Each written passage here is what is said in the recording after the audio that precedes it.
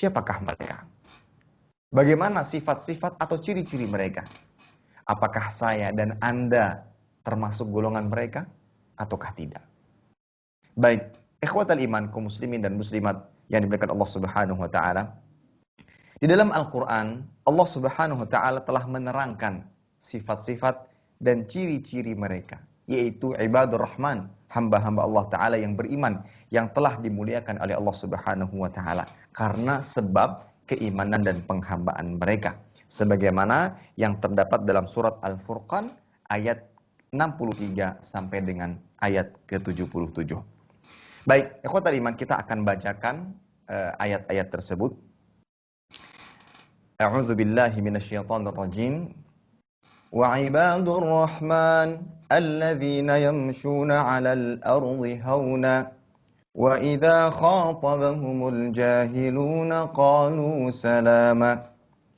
والذين يبيتون لربهم سجدا وقياما والذين يقولون ربنا اصرف عنا عذاب جهنم إن عذابها كان غراما إنها ساءت مستقرا ومقاما والذين إذا أنفقوا لم يسرفوا ولم يقتروا وكان بين ذلك قواما والذين لا يدعون مع الله إلها آخر ولا يقتلون النفس التي حرم الله إلا بالحق ولا يزنون ومن يفعل ذلك يلقى أثاما يضاعف له العذاب يوم القيامة ويخلد فيه مهانا إلا من تاب وآمن وعمل عملا صالحا فأولئك يبدل الله سيئاتهم حسنات وكان الله غفورا رحيما ومن تاب وعمل صالحا فإنه يتوب إلى الله متابا والذين لا يشهدون الزور وإذا مروا باللغو مروا كراما والذين إذا ذكروا بآيات ربهم لم يخروا عليها صما وعميانا والذين يقولون ربنا هب لنا من أزواجنا وذرياتنا قرة أعين وجعلنا للمتقين إماما أولئك يجزون الغرفة بما صبروا ويلقون فيها تحية وسلاما خالدين فيها حسنت مستقرا ومقاما قل ما يأبأ بكم ربي لولا دعاؤكم فقد كذبتم فسوف يقول لزاما. Baik, artinya ikhwatal iman Allah Subhanahu wa taala, dan hamba-hamba Tuhan yang Maha Penyayang itu ialah orang-orang yang berjalan di atas bumi dengan rendah hati, ketenangan, dan apabila orang-orang jahil menyapa mereka, mereka mengucapkan kata-kata yang mengandung keselamatan. Yaitu orang yang melalui malam hari dengan bersujud dan berdiri untuk Tuhan mereka. Maksudnya orang-orang yang sembahyang tahajud di malam hari semata-mata karena Allah Subhanahu wa taala. Dan orang-orang yang berkata, ya Tuhan kami, jauhkan azab jahanam dari kami. Sesungguhnya azabnya itu adalah kebinasaan yang kekal. Sesungguhnya jahanam itu seburuk-buruk tempat menetap dan tempat kediaman. Dan hamba-hamba Allah Ta'ala beriman juga adalah orang-orang yang apabila membelanjakan harta mereka, mereka tidak berlebihan. Tidak pula kikir. Dan adalah pembelanjaan itu di tengah-tengah antara yang demikian. Dan orang-orang yang tidak menyembah Tuhan yang lain beserta Allah. Dan tidak membunuh jiwa yang diharamkan Allah Subhanahu wa Ta'ala untuk membunuhnya. Kecuali dengan alasan yang hak atau alasan yang benar. Kemudian tidak berzina. Barang siapa yang melakukan yang demikian itu, niscaya dia mendapatkan pembalasan atas dosanya. yakni akan dilipat gandakan azab untuknya pada hari kiamat, dan dia akan kekal dalam azab itu dalam keadaan yang terhina. Kecuali orang-orang yang bertaubat, beriman, dan mengerjakan amal soleh, maka itu kejahatan mereka diganti oleh Allah Ta'ala dengan kebaikan, dengan kebajikan, dan adalah Allah Maha Pengampun lagi Maha Penyayang. Dan orang-orang yang bertaubat dan mengerjakan amal soleh, maka sesungguhnya dia bertaubat kepada Allah Ta'ala dengan taubat yang sebenar-benarnya. Kemudian orang-orang hamba-hamba yang beriman adalah orang-orang yang tidak memberikan persaksian palsu. Dan apabila mereka bertemu dengan orang-orang yang mengerjakan perbuatan-perbuatan yang tidak berfaedah, mereka lalui saja dan menjaga kehormatan dirinya. Dan orang-orang yang apabila diberi peringatan dengan ayat-ayat Allah, ayat-ayat Tuhan mereka, mereka tidaklah menghadapinya sebagai orang-orang yang tuli dan buta. Dan orang-orang yang berkata, ya Tuhan kami, anugerahkanlah kepada kami istri-istri kami dan keturunan kami sebagai penyenang hati kami. Dan jadikanlah kami imam bagi orang-orang yang bertakwa. Mereka itulah orang yang dibalasi dengan martabat yang tinggi dalam surga karena kesabaran mereka, dan mereka disambut dengan penghormatan dan ucapan selamat di dalamnya. Mereka kekal di dalamnya. Surga itu sebaik-baik tempat menetap dan tempat kediaman. Katakanlah, yaitu kepada orang-orang musyrikin, Tuhanku tidak mengindahkanmu, melainkan kalau ada ibadatmu. Tetapi bagaimana kamu beribadah kepadanya padahal kamu sungguh telah mendustakannya? Karena itu kelak azab pasti akan menimpamu. Demikianlah Allah Subhanahu wa taala menyebutkan dalam surat Al-Furqan ayat 63 dan sampai dengan 77 beberapa ciri-ciri atau sifat-sifat hamba-hamba Allah yang telah Allah muliakan dengan keimanan mereka, ketakwaan mereka, dan penghambaan diri kepada mereka. Ikhwatal iman yang dimuliakan Allah Subhanahu wa taala, seharusnya sepatutnya tatkala kita membaca ayat ini ada dorongan dan motivasi pada diri kita bagaimana agar kita juga memiliki sifat-sifat tersebut, agar kita menjadi hamba-hamba Allah Ta'ala yang dimuliakan, yang ditinggikan kedudukannya, agar kita menjadi hamba yang dicintai oleh Allah Subhanahu wa taala dengan sifat-sifat dan ciri-ciri sebagaimana yang telah Allah Ta'ala sebutkan di dalam Al-Quran. Akan tetapi ikhwatal iman, perlu kita fahami, tidak semua penghambaan seorang hamba bisa mendapatkan kemuliaan di atas. Karena ubudiyah atau penghambaan itu ada dua macam. Yang pertama, ubudiyah kepada rububiyah, penghambaan kepada rububiyah Allah Ta'ala. Dan yang kedua, penghambaan kepada uluhiyah Allah Ta'ala. Apa yang dimaksud? Penghambaan kepada rububiyah Allah, maksudnya adalah kita yakin dan percaya Allah Maha Pencipta, pengatur, penguasa, menghidupkan dan mematikan, Maha memberi rizki, dan lain sebagainya. Itu adalah penghambaan diri kepada rububiyah Allah Subhanahu wa taala. Sehingga mencangkup di dalamnya adalah orang muslim, kafir, baik, jelek, semuanya merupakan hamba-hamba Allah. Sebagaimana dalam surat Maryam ayat 93 Allah Ta'ala berfirman, Inna kullu man fis samawati wal ard illa atiyar rahmani abda.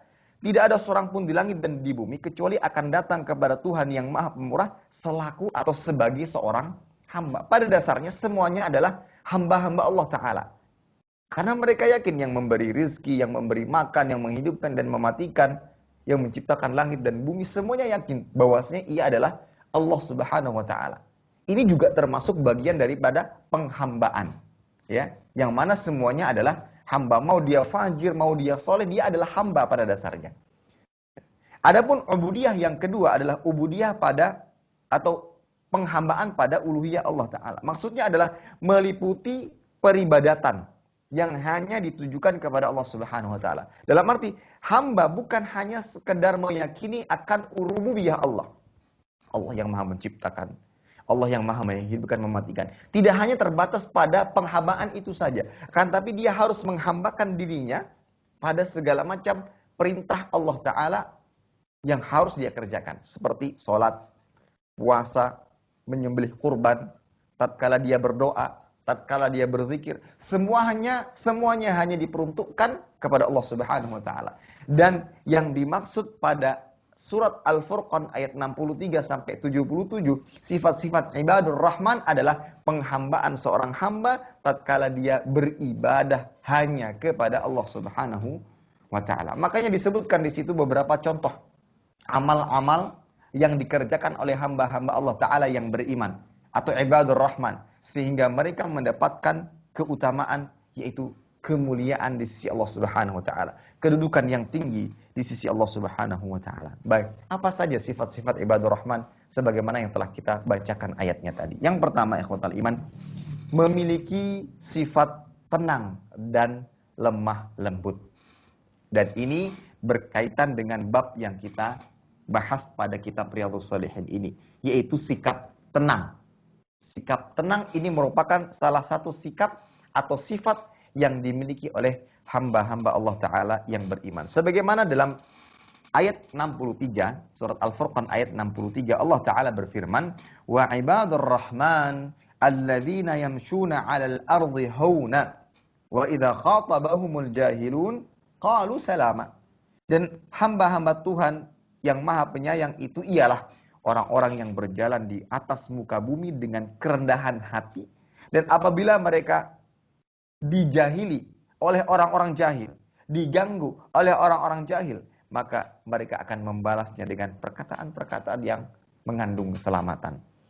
Dan ahli tafsir menyebutkan yang dimaksud dengan yamshuna 'alal ardi hauna, yaitu apabila mereka berjalan di muka bumi dalam keadaan tenang dan penuh kewibawaan. Imam Ibnu Katsir rahimahullah mengatakan, fa amma haula fa innahum yamshuna min ghairi istikbar wala marah wala asyar wala batar. Adapun tatkala mereka ini hamba-hamba Allah Ta'ala yang beriman ini berjalan di muka bumi, mereka berjalan tidak dengan sifat angkuh dan sombong, ya, rendah hati, kemudian memiliki kelemah lembutan. Yang kemudian pula disebutkan atau dijelaskan oleh Imam Mujahid yang dimaksud dengan hauna yamsuna bil waqar was sakinah, berjalan dengan penuh kewibawaan dan ketenangan. Itulah ciri atau sifat hamba-hamba Allah Ta'ala, di antara sifat hamba-hamba Allah Ta'ala yang beriman.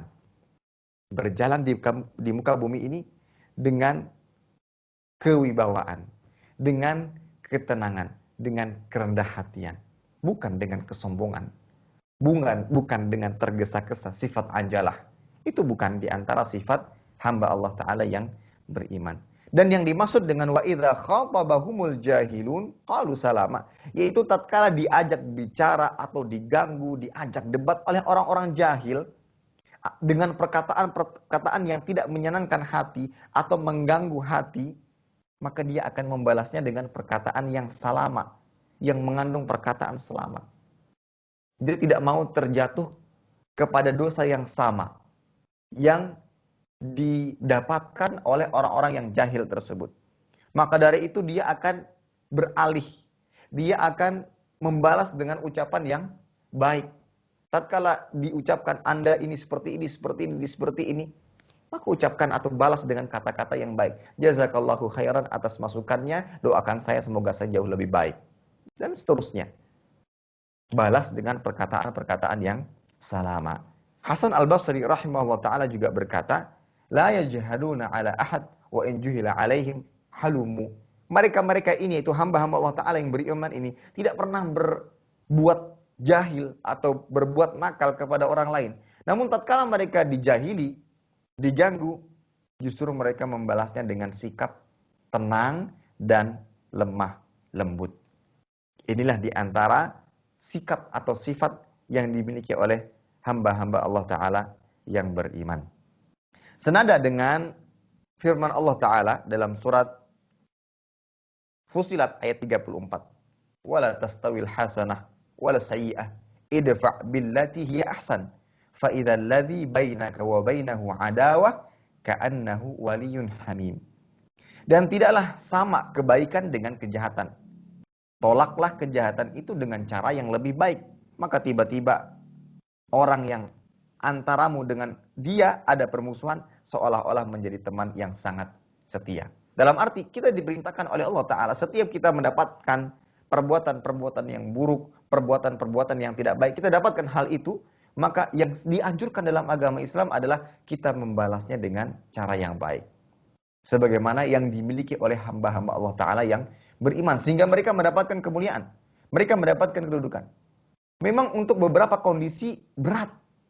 Terlebih tatkala dia merasa kehormatannya diusik, dicoreng, dirusak. Dan dia memiliki kemampuan untuk membalasnya. Ia hendak marah dan semisalnya. Namun tatkala dia balas hal tersebut dengan yang lebih baik, perkataan yang lebih baik, tindakan yang lebih baik, pada saat itu dia telah mengaplikasikan pada dirinya salah satu sifat sikap hamba-hamba Allah Ta'ala yang beriman, yang dengannya dia mendapatkan keutamaan.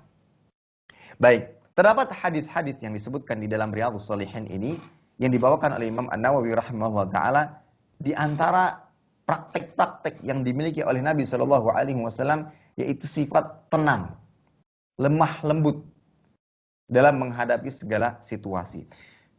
Hadis nomor 703 dari Aisyah radhiyallahu anha, dia berkata, "Ma ra'aitu Rasulullah sallallahu alaihi wasallam mustajmi'an qat dhahikan hatta tura minhu lahawatuhu, innama kana yatabassam."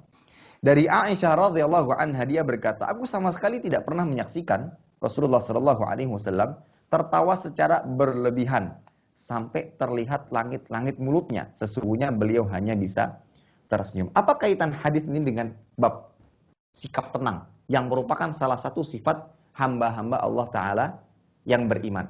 Maka jawabannya, ikhwatal iman, bahwa orang yang tenang itu tidak akan berlebih-lebihan dalam misalkan bercanda, tertawa.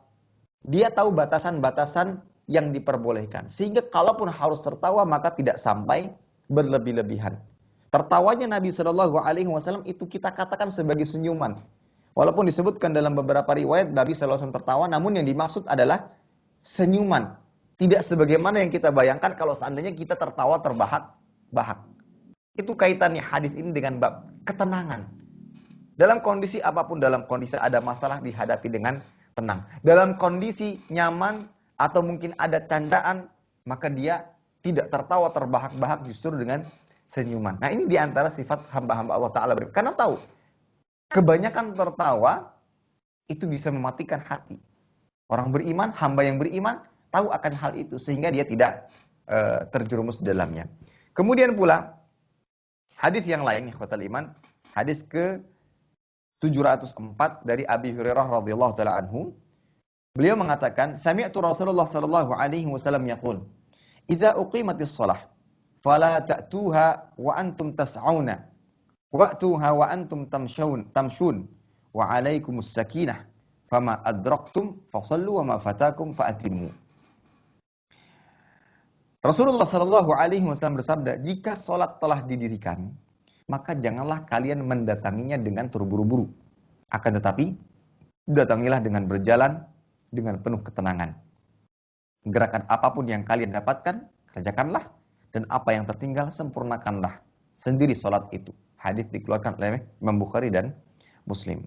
Dan kemudian Imam Muslim menambahkan dalam satu hadis yang diriwayatkan, fa inna ahadakum idza kana ya'midu ila shalah fahuwa fis shalah. Karena sesungguhnya jika salah seorang di antara kalian sengaja atau sedang berangkat hendak sholat, pada dasarnya dia dalam kondisi sholat.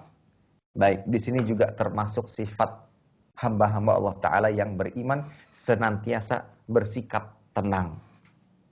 Dan sikap tenang ini tidak hanya dalam kehidupan sehari-hari saja yang dimaksud, akan tapi juga dalam masalah ibadah. Nabi SAW menggambarkan kondisi seseorang yang ingin mendapatkan berjamaah. Sementara pada saat itu dia terlambat atau mungkin masbuk. Iqamah sudah dikumandangkan dan imam pun sudah mengangkat takbir. Atau mungkin sudah lewat 1 rakaat atau 2 rakaat.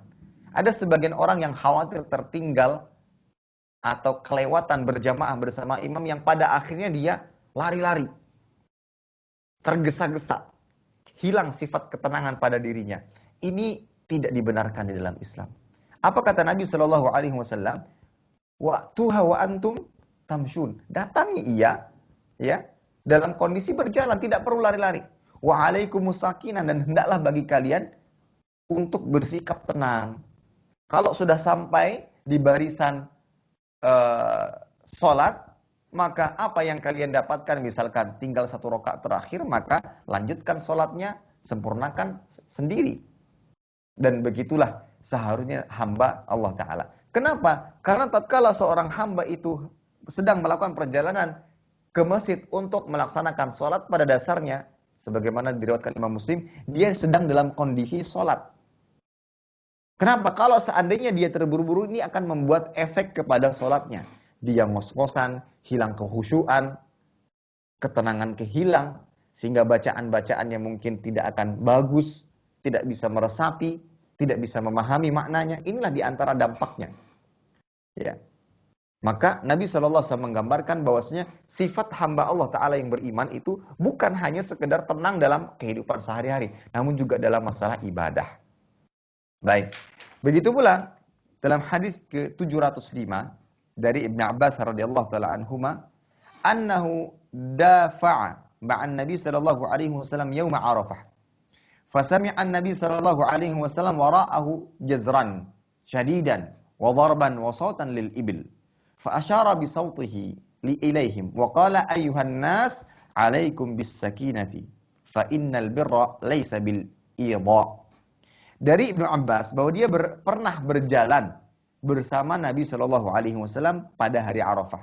Lalu Nabi Shallallahu Alaihi Wasallam mendengar di belakangnya ada hardikan keras, suara unta, mungkin sedang terburu-buru, tergesa-gesa, ya, memukul unta dengan keras dan semisalnya.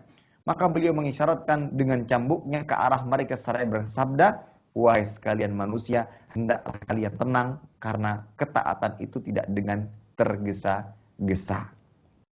Maka dari hadis-hadis yang dibawakan oleh Imam An-Nawawi rahimahullah beliau ini, kita dapat ambil kesimpulan bahwasanya di antara sifat atau sikap hamba-hamba Allah Ta'ala yang beriman adalah memiliki ketenangan. Yang mana ketenangan ini tidak hanya terbatas pada kehidupan sehari-hari saja, akan tapi terlebih lagi di dalam ibadah.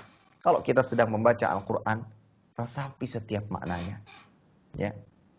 Yang mana dalam perintah untuk membaca Al-Quran tidak hanya sebatas kepada membacanya saja. Akan tapi kita juga dianjurkan, diperintahkan untuk mentadabburi makna-makna yang ada di dalamnya. Dan itu tidak mungkin diperoleh kecuali dengan ketenangan. Tatkala hendak beribadah, sujud, sholat kepada Allah Subhanahu Wa Taala, lakukanlah dengan ketenangan. Maka tercela tatkala ada orang yang sholat terlalu tergesa-gesa, yang pada akhirnya salah satu rukun yang harus ada pada sholat tersebut hilang, yaitu as-sakinah, tumakninah, ketenangan. Ya, ada yang bisa menyelesaikan jumlah sholat tarawih dengan 23 rakaat diselesaikan 7 menit, 10 menit. Ini tidak sesuai dengan sifat atau ciri hamba-hamba Allah Ta'ala yang beriman, yaitu ketenangan. Seharusnya sebagaimana dia bisa tenang dalam kehidupan sehari-harinya, dia juga dituntut untuk senantiasa tenang dalam ibadahnya kepada Allah Subhanahu wa Ta'ala. Jangan terburu-buru dalam belajar, dalam melaksanakan ibadah haji ataupun umroh. Ibadah apapun yang kita lakukan, lakukanlah dengan ketenangan.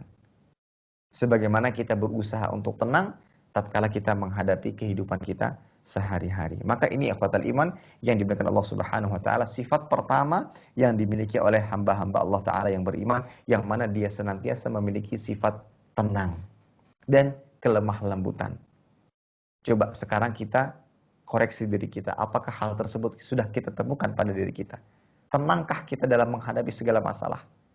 Tatkala kita dihadapkan dengan segala macam gangguan-gangguan dari orang-orang yang mungkin memiliki kedengkian terhadap kita, bagaimana sikap kita? Kalau kita ingin mendapatkan kemuliaan dari Allah Ta'ala, kedudukan yang tinggi dari Allah Ta'ala, berusahalah untuk senantiasa memiliki sifat rendah hati, sakinah, yaitu ketenangan, waqar, kemudian kelemah lembutan. Itulah salah satu sifat atau sikap hamba-hamba Allah Ta'ala yang beriman, sebagaimana yang ditunjukkan pada ayat 63 dalam surat Al-Furqan. Baik, sifat yang kedua ikhwatal iman. Di antara sifat yang dimiliki oleh hamba-hamba Allah Ta'ala yang beriman adalah dalam ayat 64. Allah Ta'ala berfirman, وَالَّذِينَ يَبِيتُونَ لِرَبِّهِمْ سُجَّدًا وَقِيَامًا. Dan mereka ibadur rahman adalah orang yang melalui malamnya dengan sujud dan berdiri untuk Rabb mereka. Kata sujada artinya adalah orang-orang yang sujud. Qiyama artinya adalah orang-orang yang berdiri dalam rangka melaksanakan ibadah sholat malam. Dalam arti mereka adalah orang-orang yang rajin. Meletakkan keningnya di tempat sujud untuk ibadah kepada Allah Ta'ala. Berdiri untuk beribadah kepada Allah Ta'ala pada sholat malam. Mereka manfaatkan waktu sebaik mungkin untuk beribadah. Apalagi dia mengetahui keutamaan beribadah di sepertiga malam. Yang mana Allah Ta'ala turun ke langit dunia. Dan membentangkan kedua tangannya. Dan mempersilahkan bagi hamba-hamba siapa di antara mereka yang ingin meminta, maka Allah akan berikan. Yang memiliki hajat Allah akan kabulkan. Dia manfaatkan untuk itu. Dia berserah diri dan mengadu segala macam permasalahan yang dia hadapi di dunia. Siapa saja yang memiliki segala macam keluhan-keluhan tatkala dia menjalani kehidupan dunia, maka berusahalah untuk menghadap kepada Allah Ta'ala di waktu tersebut. Sebagai contoh dalam kehidupan dunia, ikhwatal iman yang dimuliakan Allah Subhanahu wa Ta'ala, di dunia ketika pimpinan atau orang-orang yang memiliki kedudukan memberikan kesempatan bagi bawahan-bawahannya, bagi rakyat-rakyatnya untuk bertemu. Saya ada waktu pada jam ini, pada hari ini, di waktu ini, untuk mengadakan pertemuan terbuka. Siapapun yang ingin mengajukan tertentu, permintaan tertentu, proposal tertentu dipersilakan. Oh, manusia antusias datang. Membawa segala macam keluhan-keluhan, aduan-aduan. Atau ada yang meminta dana dan segala macamnya. Nah, ini Allah Subhanahu wa Ta'ala menyediakan waktu. Yang mana pada saat itu Allah akan mengabulkan doa-doa hamba-hamba yang meminta kepadanya. Dengan segala macam bentuk pengabulan. Allah akan berikan jalan keluar atas segala kesulitan yang dihadapi oleh hamba. Di waktu-waktu yang telah Allah tentukan di sepertiga malam terakhir. Maka hamba-hamba yang beriman, ibadur rahman, yang telah ditetapkan kemuliaan bagi mereka, mereka manfaatkan waktu tersebut untuk senantiasa sholat malam, bermunajat kepada Allah Ta'ala, berdoa kepada Allah Ta'ala di waktu tersebut. Ayat tadi, ayat 64, senada dengan firman Allah Ta'ala dalam surat Az-Zariyat ayat 17 dan 18. Allah Ta'ala berfirman, Kanu qalilan minal laili ma yahja'un wa bil ashar hum yastaghfirun. Mereka sedikit sekali tidur di waktu malam, dan di akhir-akhir malam mereka memohon ampun kepada Allah Subhanahu wa Ta'ala. Baik, kemudian sifat yang ketiga yang dimiliki oleh hamba-hamba Allah Ta'ala yang beriman adalah senantiasa meminta perlindungan dari siksa api neraka, yaitu berdoa kepada Allah Ta'ala. Sebagaimana dalam ayat 65-66. وَالَّذِينَ يَقُولُونَ رَبَّنَا اصْرِفْ عَنَّا عَذَابَ جَهَنَّمَ إِنَّ عَذَابَهَا كَانَ غَرَامًا إِنَّهَا سَاءَتْ مُسْتَقَرًّا وَمُقَامًا. Itu orang-orang yang berkata, Ya Rabb kami, ya Tuhan kami, jauhkan azab Jahannam dari kami. Sungguhnya azabnya itu adalah kebinasaan yang kekal. Sungguhnya Jahannam itu seburuk-buruk tempat menetap dan tempat kediaman. Ketika kita berdoa, seringkali kita hanya mengedepankan keinginan-keinginan dunia kita. Yang belum menikah, ingin menikah. Yang belum punya rumah, ingin punya rumah. Segala macam kebutuhan dunia selalu kita ulang-ulangi. Memang pada dasarnya boleh, tapi sadari kita hidup di dunia sementara. Ada doa yang jauh lebih penting yang seharusnya kita dahulukan sebelum keinginan dunia. Bagaimana kita bisa selamat di hari kiamat kelak? Tatkala melewati sirat, kita bisa selamat dan masuk ke dalam surga. Itu sebenarnya yang harusnya kita lebih utamakan. Hamba-hamba Allah Ta'ala yang beriman, tatkala mereka berdoa kepada Allah Ta'ala, mereka senantiasa mengedepankan ini. Mereka berdoa kepada Allah Ta'ala agar dijauhkan dari azab Jahannam, dari siksa api neraka. Karena mereka sadar betapa perihnya, betapa kerasnya hukuman dan azab yang ada di dalamnya. Dan itu adalah seburuk-buruknya tempat kembali, tempat kediaman. Maka mereka meminta pertolongan kepada Allah Subhanahu wa Ta'ala. Baik setiap doa, apakah selalu kita panjatkan? Ataukah kita disibukkan dengan keinginan-keinginan dunia? Yang ingin lulus, yang ingin dapat ini, dapat itu, dapat ini, dapat itu. Sementara pada akhirnya dia lupa dengan akhiratnya. Dalam berdoa, jangan pernah tinggalkan hal-hal yang harus diutamakan. Diberikan petunjuk, diberikan hidayah, diberikan keselamatan dunia dan akhirat. Dimasukkan ke dalam surga, dijauhkan dari siksa api neraka. Bukan hanya Anda, ajak juga keluarga-keluarga Anda. Doakan mereka. Baru mungkin setelah itu ada keinginan-keinginan dunia yang ingin Anda panjatkan, maka dipersilahkan. Ya. Hamba-hamba Allah Ta'ala yang beriman adalah yang mana mereka senantiasa berdoa kepada Allah Ta'ala agar dijauhkan dari siksa api neraka.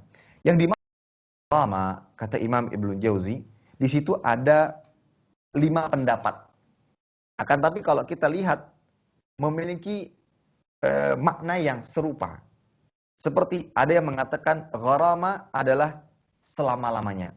Ada yang mengatakan gharama adalah siksa yang menyakitkan.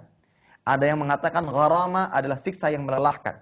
Ada yang mengatakan gharama adalah siksa yang membinasakan. Ya. Dan ada pula yang mengatakan siksa yang amat pedih. Ya.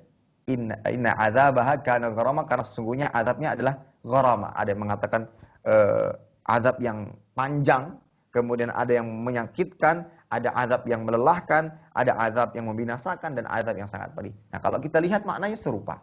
Dalam arti orang yang akan menetap, na'udzubillah min dzalik, di neraka jahanam kelak, dia akan merasakan siksa yang sangat pedih dan dengan kurun waktu yang sangat lama.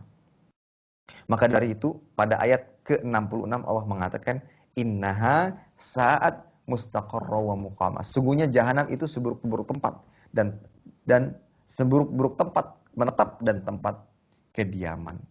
Iya, maka jangan pernah terucap dari lisan kita mengatakan enggak apa-apa neraka. Nauzubillah. Wa nauzubillah. Atas dasar apa kita berani menentang itu semua? Kalau orang-orang yang beriman dia sadar betapa mengerikannya. Yang mana api neraka jauh lebih panas dibandingkan api dunia. Satu hari neraka itu senilai dengan 1000 tahun yang ada di dunia. Maka jangan pernah mengatakan nggak apa-apa masuk neraka. Nanti kan ujung-ujungnya juga masuk surga selama menjaga tauhidnya. Akhirnya melakukan maksiat. Gak apa-apa Ustaz, kan ada dalilnya. Kalau orang bertauhid kan ujung-ujungnya masuk surga. Na'udzubillah, nggak bisa kita katakan demikian. Kalau kita kembali melihat bagaimana rincian azab yang akan didapatkan oleh orang-orang yang masuk neraka, na'udzubillah, dia akan disiksa dengan siksaan yang sangat pedih. Yang paling ringan saja, tatkala dia meletakkan kedua kakinya di neraka, otaknya mendidih. Itu satu hari di hari kiamat senilai dengan 1000 tahun di dunia. Bayangkan bagaimana betapa perihnya, pedihnya, sakitnya azab di neraka jahanam. Orang-orang yang beriman, hamba-hamba Allah Ta'ala yang beriman akan senantiasa tidak lepas dari doa meminta perlindungan dari siksa api neraka. Ya. Inilah sifat-sifat hamba-hamba Allah Ta'ala yang beriman. Tidak sebagaimana sebagian kalangan orang-orang yang menyimpang. Mereka mengatakan tidak boleh kalau beribadah itu karena takut neraka. Oh, tidak boleh ibadah itu karena ingin surga. Jadi seakan-akan dia menduakan Allah. Ini tidak benar. Ya. Jadi kita ibadah itu harus dengan cinta saja. Tidak boleh dengan takut, tidak boleh dengan harap. Takut neraka nggak boleh. Harap surga nggak boleh. Kita harus dengan cinta saja. Ini tidak benar. Ini tidak benar. Maka dari itu Syekhul Islam Ibnu Taimiyah mengatakan, wa talabul jannah wal isti'adah minan nar tariqul anbiya'illah wa rusulihi wa jami'u awliyaihi as-sabiqin al-muqarrabin wa ashabil yamin. Meminta surga dan berlindung dari siksa api neraka, ini adalah jalan hidupnya para nabi Allah, utusan Allah, semua wali Allah dan ahli surga yang terdepan. Mereka tatkala hidup di dunia, nabi, para sahabat, para tabi'in, itu tidak lepas dari diri mereka untuk berdoa, meminta kepada Allah Ta'ala, minta surga, dijauhkan dari siksa api neraka. Dengan keumuman dalil dalam surat Al-Mutaffifin ayat 26, wa fi dzalika falyatanafasil mutanafisun. Dan untuk itu hendaklah kalian berlomba-lomba. Ya. Tatkala Allah Ta'ala menyebutkan segala macam kenikmatan surga dalam surat Al-Mutaffifin, kemudian Allah mengatakan berlomba-lombalah. Ya Allah yang memerintahkan. Memang itulah tujuan kita. Kalau seandainya bukan itu, lantas apa? Allah Ta'ala sendiri yang memerintahkan. Maka dari itu, rukun ibadah, ini perlu difahami, rukun ibadah itu ada 3. Yang pertama adalah khauf, roja, kemudian roja, dan mahabbah. Ini 3-tiganya harus ada pada diri kita. Takut, harap, dan cinta.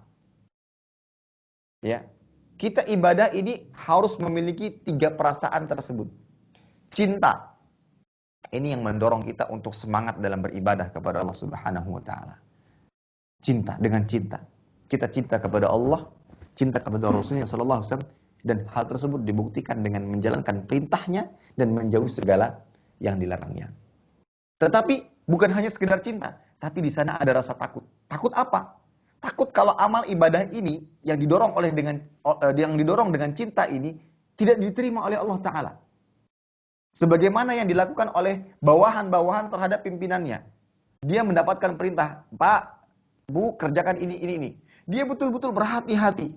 Ketika ingin melaporkan kepada pimpinannya, dia betul-betul khawatir kalau seandainya jangan-jangan tidak diterima. Sebagai contoh, sebagai mahasiswa ini, dia sudah membuat skripsi, tesis, disertasi, ada kekhawatiran pada dirinya kalau seandainya tidak diterima oleh dosen pembimbingnya. Sehingga membuat dirinya apa? Lebih hati-hati. Sesuai dengan prosedur ataukah tidak? Sesuai dengan urutan ataukah tidak? Sesuai dengan arahan ataukah tidak? Coba kalau seandainya tanpa ada rasa takut bagaimana? Akhirnya seenaknya. Yang penting saya kerjakan. Nah, begitu pula dalam masalah ibadah. Kalau seandainya ada muncul rasa khawatir dan takut, ini akan menjadikan dirinya apa? Berhati-hati dalam menjalankan ibadah kepada Allah Ta'ala. Khawatir tidak diterima. Yang pada akhirnya dia akan memperbagus kualitas ikhlasnya. Khawatir tidak diterima. Maka pada akhirnya dia apa? Dia akan menyesuaikan segala macam ibadah sesuai dengan tuntunan Nabi Muhammad SAW. Kemudian pula dengan rasa takut, dia akan menjauhi segala macam dosa. Kenapa? Ada azab. Orang yang berbuat dosa, ada azab yang menantinya. Tapi juga tidak cukup dengan cinta dan takut saja. Harus disertai dengan harap. Ya.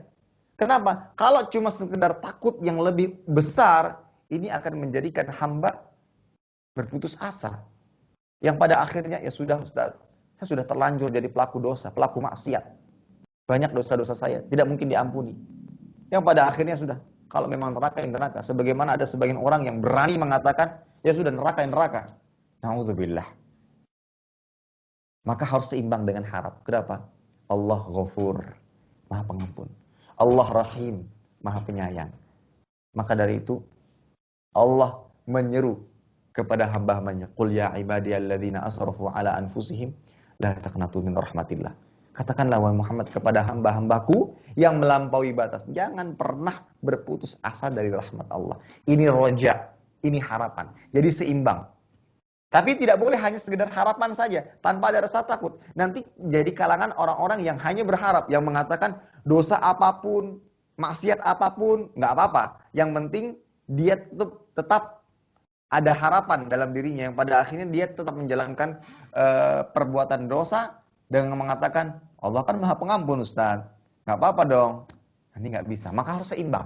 Cinta, harap, dan takut harus seimbang pada diri seorang hamba agar ibadah yang dia kerjakan sesuai dengan tuntunan syariat agama. Maka dari itu, Allah Subhanahu wa taala berfirman dalam surat Al-Isra ayat 57, "Ulaikal ladzina yad'una yabtaghuna ila rabbihimul wasilah ayyuhum aqrabu wa yarjuna rahmatah wa yakhafuna 'adzabah inna 'adzaba rabbika kana mahdzura." Orang-orang yang mereka seru itu, mereka sendiri mencari jalan kepada Tuhan mereka. Siapa di antara mereka yang lebih dekat kepada Allah Ta'ala dan mengharapkan rahmatnya dan takut akan azabnya?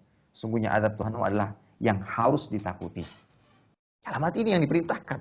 Ketika beribadah harus ada rasa cinta, harus ada rasa takut, dan harus ada rasa harap agar seimbang, ya, agar seimbang. Lihat bagaimana Allah Ta'ala menceritakan tentang Asiyah, istri Fir'aun, yang beriman, yang mana Asiyah tersebut adalah wanita yang beriman kepada Allah Ta'ala, yang mana ia meminta kepada Allah surga rumah di surga.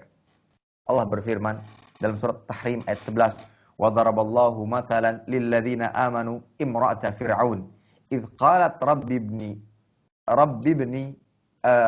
لِي indaka baitan fil jannah wa najjini min fir'auna wa amalihi wa najjini minal qaumidh dhalimin. Dan Allah membuat istri Firaun perumpamaan bagi orang-orang yang beriman ketika ia berkata, "Ya Rabbku, ibni li, bangunkanlah untukku sebuah rumah di sisimu dalam Firdaus, dan selamatkanlah aku dari Firaun dan perbuatannya, dan selamatkanlah aku dari kaum yang zalim." Ini hamba yang beriman. Dia masih meminta surga. Sehingga ini bantahan kepada orang-orang yang mengaku iman itu, orang yang beriman itu kalau beribadah nggak boleh minta surga. Nggak boleh takut neraka, dia harus hanya sekedar cinta. Ini keliru. Jalan orang-orang yang beriman justru mereka minta surga, meminta perlindungan dari siksa api neraka, dan mereka cinta kepada Allah Subhanahu wa taala. Ini ikhwatal iman yang dimuliakan Allah Subhanahu wa taala. Baik. Sifat yang keempat yang dimiliki hamba-hamba Allah Ta'ala yang beriman adalah sikap pertengahan dalam membelanjakan harta. Dia diberikan harta oleh Allah Ta'ala, diberikan rezeki oleh Allah Ta'ala. Hamba yang beriman, dia tahu cara membelanjakannya, yaitu apa? Tengah-tengah. Tidak boros dan tidak juga pelit. Sebagaimana dalam ayat 67, walladzina idza anfaqu lam yusrifu wa lam yaqturu wa kana baina dzalika qawama. Dan orang-orang yang apabila membelanjakan harta, mereka tidak berlebihan dan tidak pula kikir, dan adalah pembelanjaan itu di tengah-tengah antara yang demikian. Dalam arti tidak boros dan tidak pula pelit. Karena ada sebagian orang ya hanya memilih salah satunya. Kalau tidak boros banget, yang pada akhirnya untuk memenuhi segala macam keinginan dan hawa nafsunya, dia harus berhutang. Dia harus berhutang. Karena saking borosnya, gaji tiap bulan yang seharusnya tatkala dia manage dengan baik cukup untuk dirinya, keluarganya, anak-anaknya, tidak cukup. Seakan-akan mengatakan, kebutuhan saya ini besar, Ustaz. Padahal itu disebabkan karena hawa nafsunya, keinginannya, yang mendorongnya untuk banyak mengeluarkan harta yang pada akhirnya tidak cukup. Akan tapi hamba yang beriman bukan hanya sekedar itu, namun juga tidak kikir. Karena ada sebagian orang yang saking pelitnya, bahkan dia pelit untuk dirinya sendiri. Ya, dia punya uang, akan tapi tidak dia belanjakan yang bermanfaat bagi dirinya sendiri. Akhirnya dia sengsara. Ya, padahal dia mampu misalkan beli baju bagus. Ya, beli baju bagus, akan tapi bajunya penuh dengan sobekan-sobekan, warnanya mungkin sudah kusam. Ini bukan yang dibenarkan dalam Islam. Bukan hanya sekedar mengatakan saya ingin tawadhu, Ustaz. Jangan, itu malah tidak tepat. Ya. Bahkan dalam Islam kita diperintahkan untuk menampakkan salah satu atau sebagian daripada nikmat Allah Ta'ala yang diberikan. Bukan berarti kita harus sombong. Kita belanjakan harta kita dalam hal-hal kebaikan. Maka dari itu yang benar adalah sikap pertengahan. Membeli sesuai dengan kebutuhan. Oh, pakaian saya sudah rusak. Ya sudah, saya beli pakaian baru sesuai dengan kebutuhan. Boleh yang bagus, boleh. Ya. Selama sesuai dengan kebutuhan. Begitu pula bagi anak dan istri. Ada sebagian saking pelitnya buat belanja tiap bulan hanya diberikan sangat sedikit. Ya, sangat sedikit. Ketika melihat hidangan yang dapat, kok cuma ini? Baru dia protes, padahal bulanan yang diberikan kepada istrinya sangat sedikit. Padahal uang yang dia miliki banyak. Ya. Bagi anak-anaknya sangat kasihan. Sekali-kali belikan mainan yang bermanfaat. Biarkan dia merasakan nuansa kekanak-kanakannya yang masih suka bermain, tapi berikan mainan yang bermanfaat. Jangan terlalu pelit. Dan begitu pula jangan terlalu boros. Hamba-hamba yang beriman pertengahan. Ya. Bahkan mereka masih bisa menyisihkan hartanya untuk ditabung di akhirat kelak. Investasi akhirat. Dia tunaikan kewajibannya sebagai kepala keluarga. Untuk dirinya, istrinya, anak-anaknya. Ternyata masih bisa menyisihkan untuk di jalan Allah Subhanahu wa taala. Dia sedekahkan untuk masjid. Dia sedekahkan untuk orang-orang yang membutuhkan, orang-orang fakir miskin. Dia sedekahkan untuk agama, untuk dakwah. Dia sedekahkan untuk pembangunan sekolah, pesantren. Semuanya dia sedekahkan untuk agama. Karena bagusnya dia memanage keuangannya, pertengahan, kewajiban ditunaikan, dia lanjutkan dengan hal-hal yang dianjurkan di dalam agama Islam. Inilah sifat hamba Allah Ta'ala yang beriman. Pertengahan dalam membelanjakan harta sebagaimana Allah Ta'ala berfirman dalam surat Al-Isra ayat 29, وَلَا تَجْعَلْ يَدَكَ مَغْلُولَةً إِلَى عُنُقِكَ وَلَا تَبْسُطْهَا كُلَّ الْبَسْطِ فَتَقْعُدَ مَلُومًا mahsura. Dan janganlah kamu jadikan tanganmu terbelenggu pada lehermu, dan janganlah kamu terlalu mengulurkannya, karena itu menjadi tercela dan penyesalan. Dalam arti tidak berlebih-lebihan, dalam arti boros, ya, akan tapi juga tidak terlalu pelit. Maka disebutkan dalam sebuah hadis yang dikatakan para ulama hadisnya dhaif, akan tapi memiliki makna yang benar. Min fiqhir rajul rifquhu fi ma'isyati. Di antara tanda kecerdasan seorang laki-laki, kepala keluarga adalah sikap pertengahannya dalam penghidupan atau dalam membelanjakan hartanya. Dia tahu kapan dia harus berikan kebutuhan istrinya. Dia tahu kapan dia harus membelanjakan atau memberikan hadiah bagi istrinya, pakaian baru atau perhiasan baru kepada istrinya. Dia tahu kapan harus membelanjakan mainan-mainan bagi anak-anaknya agar dia terhibur, agar dia termotivasi. Dia tahu kapan harus untuk mengeluarkan pendidikan, kapan harus mengajak mereka jalan-jalan, misalkan menikmati pemandangan-pemandangan yang Allah ciptakan. Dia tahu itu semua. Kenapa? Karena sikap pertengahannya dan rasa syukurnya terhadap pemberian Allah Ta'ala yang Allah berikan kepadanya. Nah, baik, inilah yang dimaksud bahwa orang yang beriman adalah senantiasa pertengahan dalam membelanjakan harta. Kemudian sifat yang kelima, ikhwatal iman, ini yang penting, adalah mentauhidkan Allah, menaati perintah dan menjauhi larangan. Mentauhidkan Allah, menaati perintahnya dan menjauhi larangannya. Sebagaimana pada ayat 68. وَالَّذِينَ لَا يَدْعُونَ مَعَ اللَّهِ إِلَٰهًا آخَرَ وَلَا يَقْتُلُونَ النَّفْسَ الَّتِي حَرَّمَ اللَّهُ إِلَّا بِالْحَقِّ وَلَا يَزْنُونَ وَمَن يَفْعَلْ ذَلِكَ يَلْقَ أَثَامًا. Yaitu orang-orang yang tidak menyembah Tuhan yang lain beserta Allah Ta'ala. Dalam arti tidak melakukan perbuatan syirik. Baik itu syirik kecil ataupun syirik besar. Syirik besar yang bisa menghapus semua amal ibadah seorang hamba tatkala dia berdoa dan meminta kepada selain Allah Ta'ala. Namun bukan hanya itu saja, namun juga syirik kecil, yaitu tatkala dia melakukan ibadah, dia berharap agar ibadahnya dilihat oleh manusia, bukan Allah. Tatkala dia meminta ganjaran, dia berharap ganjaran dari manusia, bukan Allah. Ini juga syirik, walaupun tidak sampai syirik besar, syirik kecil. Namun juga termasuk yang harus dihindari oleh hamba-hamba Allah Ta'ala yang beriman. Dia harus bertauhid dalam ibadahnya, ikhlas dalam ibadahnya, menjalankan perintah Allah Ta'ala dan menjauhi larangannya. Disebutkan dalam ayat ini, tidak membunuh dan tidak berbuat zina, ya, dan berbuat zina. Mengapa? Karena tatkala perbuatan-perbuatan dosa tersebut dilakukan, ya, yalqa athama, kelak dia akan mendapatkan balasan atas dosanya. Apa balasannya? Yudha'af lahul adzab yaumal qiyamah. Akan dilipat gandakan azab pada hari kiamat untuknya, wa yakhlud fihi muhana, dan akan kekal dalam azab tersebut dalam keadaan terhina. Baik. Ikhwatal iman, jika yang dimaksud di sini adalah kesyirikan besar, maka dia kekal dalam neraka selama-lamanya. Dia mati dalam kondisi melakukan kesyirikan dan itu adalah kesyirikan yang besar. Yang mana Allah Ta'ala tidak akan mengampuni dosa syirik. Ya, innallaha la yaghfiru an yushraka bihi. Allah tidak mengampuni dosa syirik besar.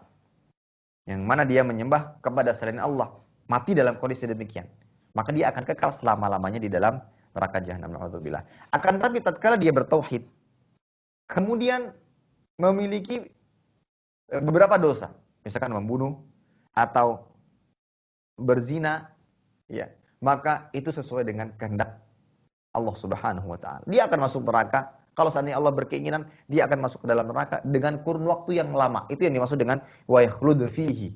Dia kekal, maksudnya bukan kekal selama-lamanya, tetapi ini menurut pendapat yang wallahu alam lebih dekat pada kebenaran, dia akan bertempat tinggal di dalam dengan kurun waktu yang sangat lama. Ya, dalam kondisi terhina, selama kuncinya masih ada tauhid di dalam dirinya. Hanya saja hamba-hamba Allah Ta'ala yang beriman tidak akan pernah melakukan hal tersebut. Dan ini hanya sebagian contoh, mungkin masih banyak dosa-dosa yang lainnya yang tentunya hamba yang beriman tidak mungkin akan melakukannya. Akan tetapi, ada kabar gembira bagi mereka yang melakukan perbuatan dosa, besar maupun kecil. Ada kabar gembira bagi mereka. Allah Ta'ala sebutkan dalam ayat yang ke-70 dan 71. Illa man taba wa amana wa amila salihah fa ulaika yubaddilullahu hasanat wa kana Allahu ghafurur rahim wa man taba wa amila salihan fa innahu yatubu ila Allahi mataba. Kecuali orang-orang yang bertaubat, beriman dan mengerjakan amal soleh, maka kejahatan mereka akan diganti oleh Allah Ta'ala dengan kebajikan. Dan Allah Maha Pengampun lagi Maha Penyayang. Dan orang-orang yang bertobat dan mengerjakan amal soleh, mereka sesungguhnya telah bertobat kepada Allah dengan taubat yang sebenar-benarnya. Ada faedah ikhwatal iman yang bisa kita ambil dari kedua ayat di atas, bahwa ampunan atas dosa itu dua. Ampunan atas dosa itu dua. Tatkala kita berdosa, kemudian kita kembali kepada Allah, kita memohon ampun, ya, beristighfar, maka kita akan mendapatkan dua ampunan. Yang pertama apa? Al-mahu, yang artinya Allah Ta'ala akan menghapus dosa-dosa yang pernah kita lakukan. Ya, sebagaimana yang ditunjukkan dalam hadis yang diriwayatkan Imam At-Tirmidzi, wa atbi'is sayyi'atal hasanata tamhuha. Ikutilah setiap keburukan dengan kebajikan, maka ia akan menghapusnya. Kalau kita berbuat dosa, kita ikut, dan itu dosa-dosa kecil, kita ikuti dengan perbuatan baik, maka perbuatan baik akan menghapus dosa kecil kita. Adapun jika itu dosa-dosa besar, maka kita akan terhapus dengan taubat kepada Allah Ta'ala. Dalam arti, ampunan Allah Ta'ala dari permohonan ampun kita kepadanya adalah dengan dihapus. Dengan dihapus segala dosa. Yang kedua adalah jenis atau bentuk pengampunan Allah, at-tabdil, yaitu pengganti dosa. Dalam arti dosa-dosa kita yang pernah kita lakukan, kemudian kita bertaubat darinya, bersungguh-sungguh dengan taubat yang nasuha, Allah akan ganti dengan amal kebaikan. Masya Allah. Tadi disebutkan ayat ke-70, illa man taba wa amana wa amila salihah. Orang-orang yang bertaubat, kemudian beriman, memperbagus imannya, memperkuat imannya, kemudian berusaha mengerjakan amal soleh. Apa yang terjadi? Maka kejahatan yang dulu pernah ia lakukan, Allah ganti dengan kebajikan, dengan pahala. Ini diantara kabar gembira. Jadi tatkala seorang hamba pernah melakukan dosa, kemudian dia bertobat kepada Allah Ta'ala, berusaha memperkuat imannya, berusaha untuk senantiasa beramal soleh, dia akan mendapatkan dua bentuk ampunan. Satu, dihapus dosa. Dua, dosa-dosanya dulu akan Allah ganti dengan kebaikan dan pahala. Baik, yang berikutnya ikhwatal iman Allah Subhanahu wa taala adalah orang yang beriman enggan menghadiri acara maksiat. Sebagaimana ditunjukkan pada ayat yang ke-72. Walladzina la yashhaduna zur wa idza marru bil lagwi marru kirama. Dan orang-orang yang tidak memberikan persaksian palsu, dan apabila mereka bertemu dengan orang-orang yang mengerjakan perbuatan yang tidak berfaedah, mereka lalui saja dan mereka menjaga kehormatan dirinya. Baik. Pada lafaz walladzina la yashhaduna zur, dan orang-orang yang tidak menyaksikan zur, di sini para ulama berbeda pendapat dalam menafsirkan, dalam menjelaskan apa yang dimaksud dengan zur. Ada yang mengatakan di situ adalah persaksian palsu, ada yang mengatakan kesyirikan, ada yang mengatakan acara-acara atau permainan-permainan di masa jahiliyah, ada yang mengatakan kedustaan, ada yang mengatakan acara-acara kemaksiatan, ya. Ada mengatakan majelis-majelis khianat dan semisalnya.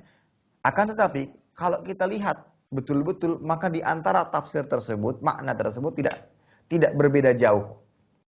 Sehingga orang-orang yang beriman ini bagaimana? Orang-orang beriman ini tidak akan menghadiri perayaan kesyirikan, menghadiri perayaan kekufuran yang diadakan oleh orang-orang kafir, seperti acara tahun baru, Valentine, dan lain sebagainya.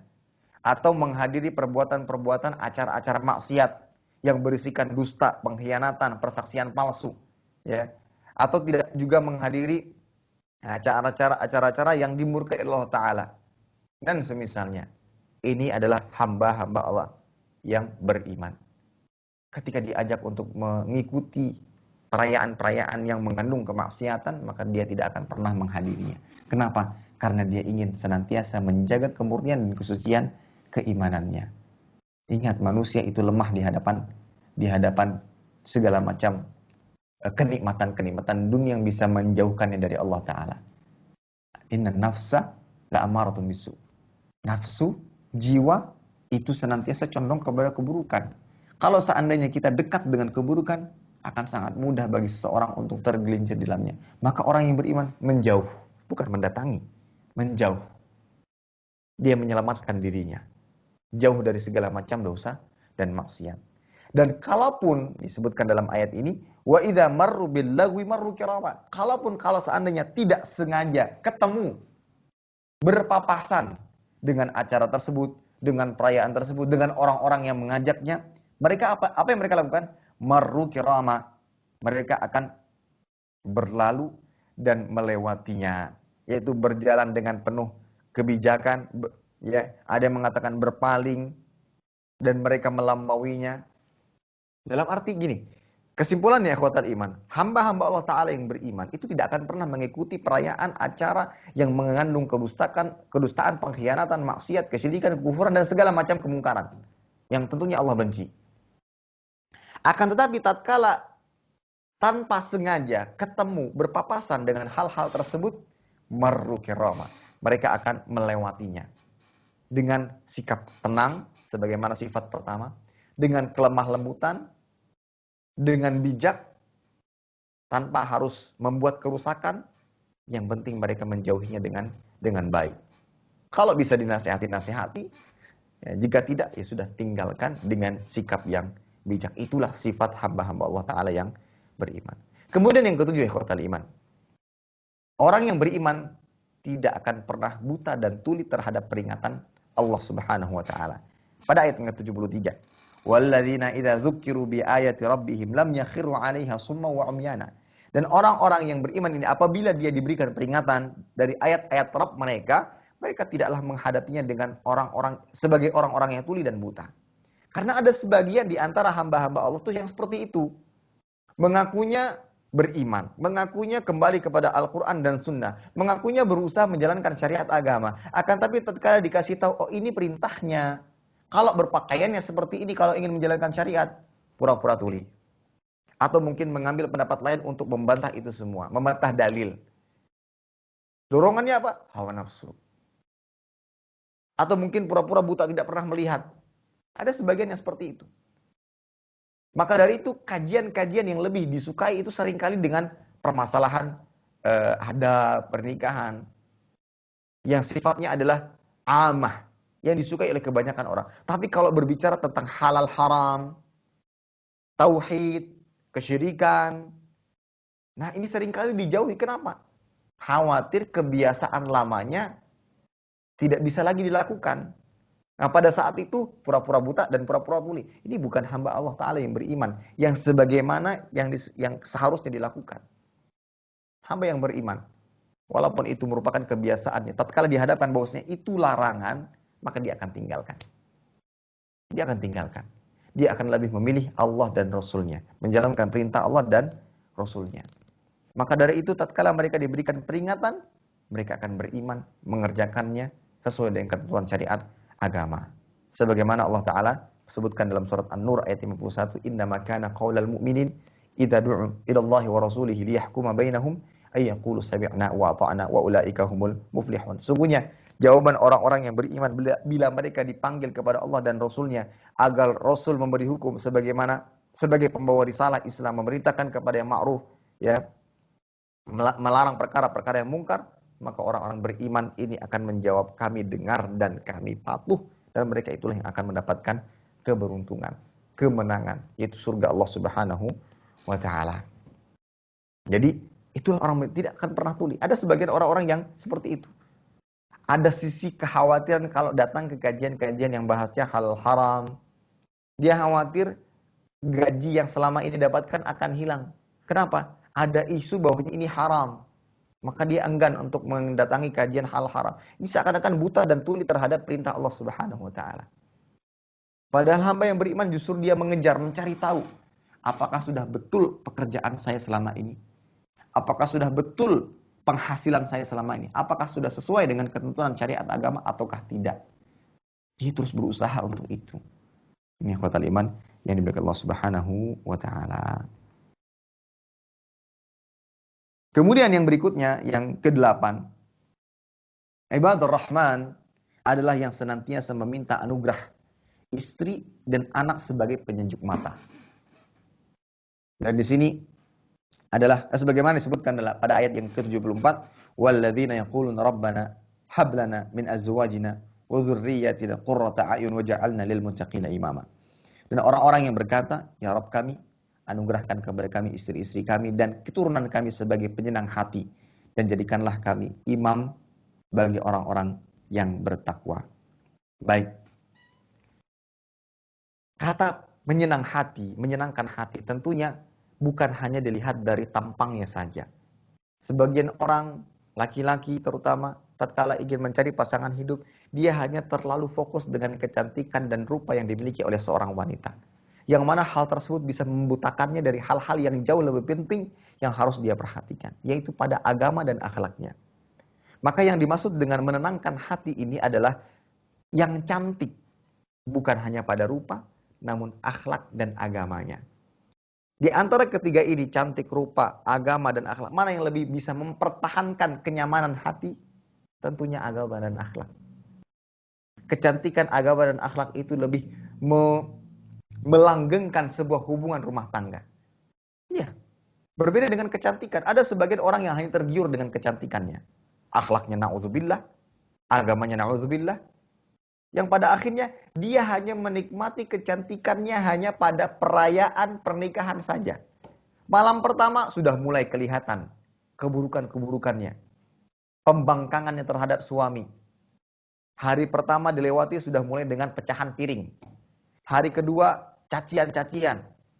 Suara yang diangkat lebih keras dibandingkan suami. Yang pada akhirnya hilang kecantikannya. Secantik apapun dia, apakah dia adalah ratunya seluruh dunia, sama tidak akan berfaedah. Tapi kalau seandainya kecantikan itu keluar dari agama dan akhlaknya, walaupun wajahnya biasa-biasa saja, dan dia melihat itu, kecantikan yang ada pada agama dan akhlaknya, itu yang akan membuat hatinya sejuk. Inilah yang dimaksud pada ayat ini.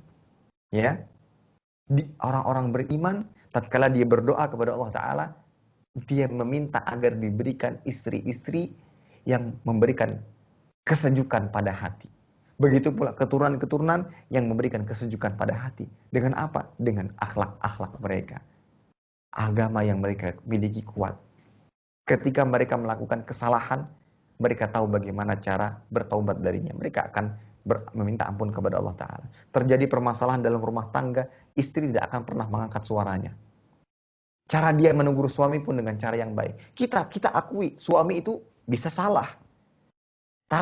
Namun terkadang kalau seandainya suami salah dihadapi dengan bentakan istri, apakah suami akan mengaku salah? Pada umumnya bagaimana? Dia akan semakin marah. Akhirnya terjadilah pertikaian, pertengkaran dalam rumah tangga.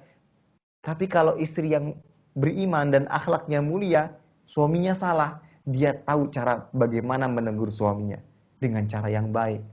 Suami datang dengan segala macam kesalahan yang dia lakukan, istrinya tetap memberikan pelayanan. Seakan-akan tidak ada masalah sedikit pun. Silakan Mas, ini hidangannya, air panas atau air hangat sudah disediakan, silakan mandi. Ya.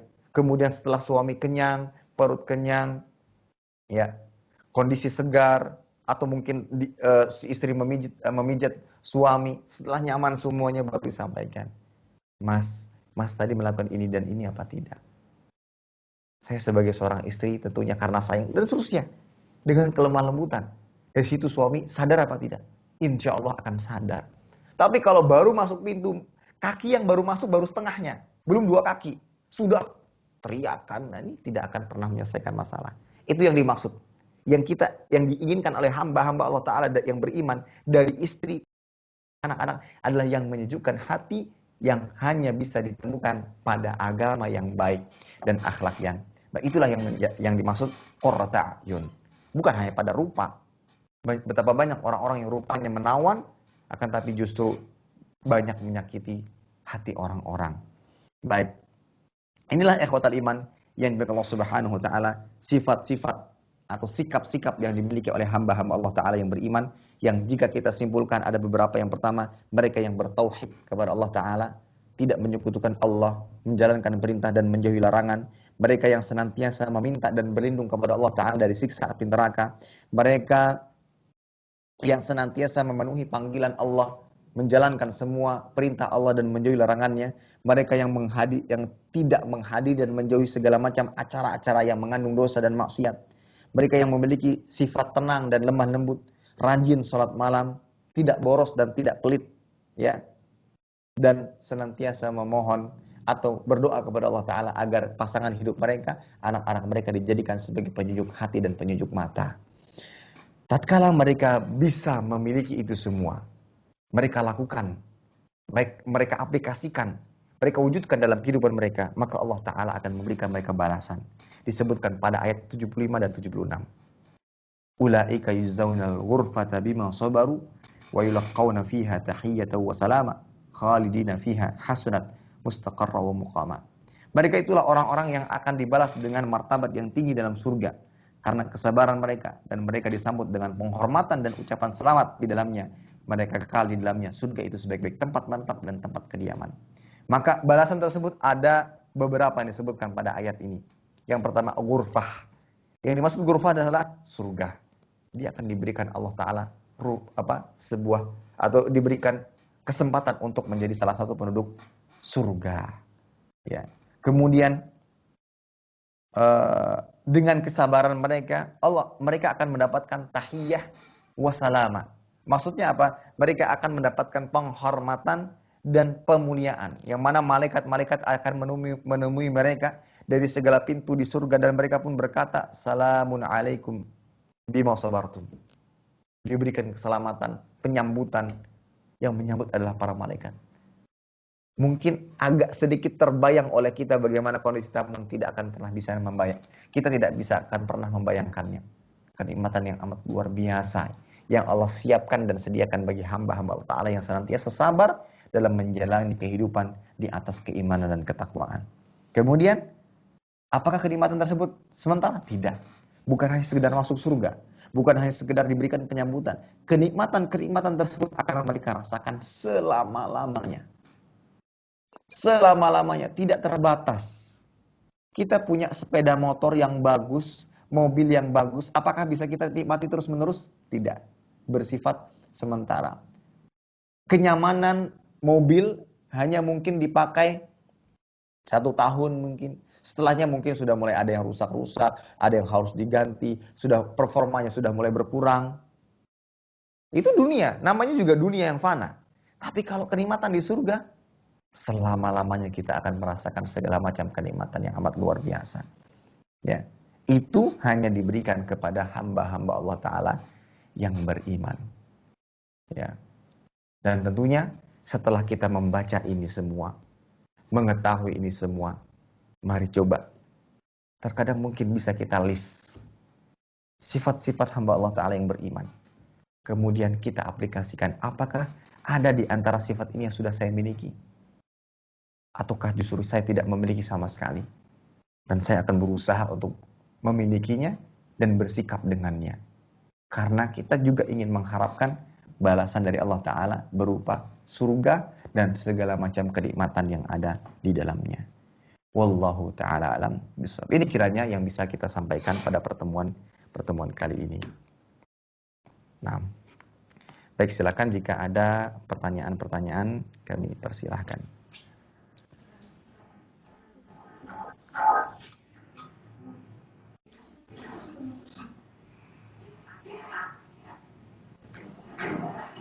Assalamualaikum.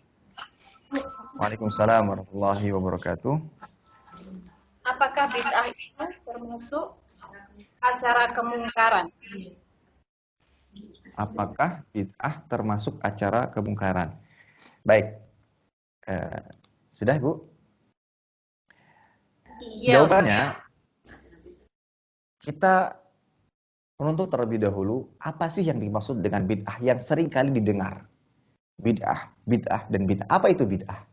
Baik, bid'ah itu adalah perkara yang baru. Ritual, amalan yang baru. Nah, jika dia bukan bagian daripada agama, maka dipersilahkan. Itu secara bahasa, perkara-perkara yang baru. Handphone, kamera, video, dan segala macam teknologi yang ada, itu perkara yang bid'ah. Namun bukan bagian daripada agama. Maka dalam hal ini diperbolehkan. Yang mana segala macam yang ada di muka bumi ini pada dasarnya hukum asalnya adalah boleh. Maka silahkan. Nah, yang jadi masalah adalah jika dia berhubungan dengan agama. Bid'ah yang berhubungan dengan agama. Perkara-perkara yang baru yang berhubungan dengan agama. Maka tatkala itu berkaitan dengan agama, maka akan terkena semua larangan-larangan dan ancaman yang ditujukan kepada mereka-mereka yang melakukan perkara-perkara yang baru dalam agama. Contoh, namanya sama, sholat. Tapi sholatnya tidak pernah dicontohkan oleh Nabi SAW. Tidak pernah ditemukan dalam syariat. Namanya sama, puasa. Tapi puasanya nggak pernah dicontohkan. Namanya sama, berzikir atau bersolawat. Akan tapi zikir dan sholatnya tidak pernah dicontohkan. Padahal ini bagian daripada ibadah. Maka ini yang disebut dengan bid'ah. Jadi perlu difahami baik-baik. Jadi ketika perkara yang baru itu berhubungan dengan agama, maka di sini mainnya adalah dalil. Ada dalilnya ataukah tidak? Jika tidak ada dalilnya baru disebut dengan bid'ah. Akan tapi kalau bid'ahnya dalam perkara dunia, perkara-perkara yang baru yang tidak pernah ditemukan di masa Nabi SAW ada saat ini, dan itu perkara dunia, maka silahkan.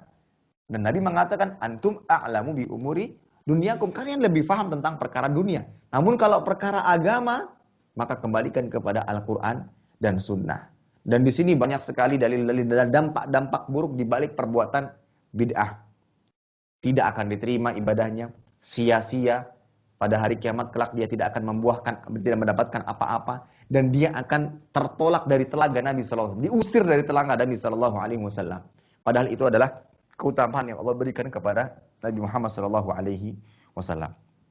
Maka dari itu, jika memang ada perayaan yang berkaitan dengan perayaan agama. Ada sebuah perayaan berkaitan dengan perayaan agama. Kemudian perayaan agama tersebut dari Al-Quran tidak ada dalilnya. Dari hadis tidak ada dalilnya. Para sahabat tidak pernah melakukannya. Maka ini adalah salah satu yang harus kita hindari. Termasuk di antara ciri-ciri hamba Allah Ta'ala yang beriman tidak menghadiri perayaan-perayaan yang mengandung maksiat kepada Allah Ta'ala. Di antara mengandung maksiat adalah perbuatan yang tidak pernah dicontohkan. Itu termasuk maksiat pada dasarnya. Walaupun namanya ibadah, kita jangan tertipu, terbuai dengan nama. Tapi hakikatnya tidak pernah dicontohkan. Seperti yang pernah saya atau sering saya sampaikan di majelis-majelis.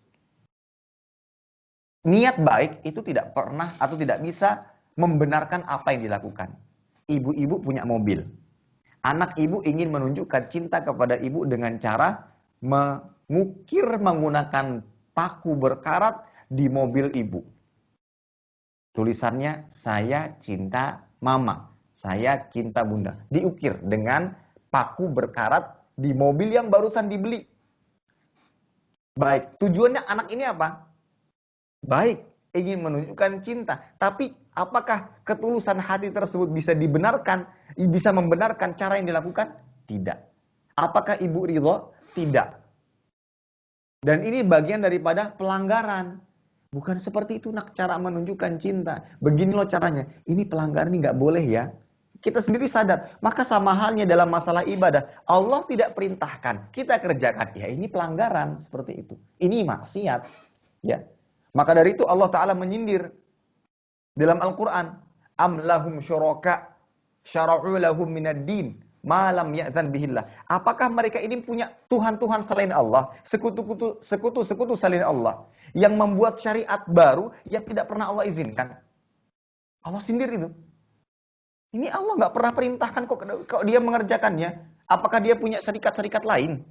Nah, seperti itu. Sehingga kalau ada perayaan-perayaan kemudian dikaitkan dengan agama dinamakan ibadah, ritual agama, tidak pernah ada contohnya, dalilnya, maka ini diantara perayaan yang harus kita hindari. Dan itu diantara sifat hamba-hamba Allah Ta'ala yang beriman, menghindari perayaan yang mengandung maksiat kepada Allah Ta'ala. Wallahu Ta'ala alam bisawab. Baik, silakan yang lainnya.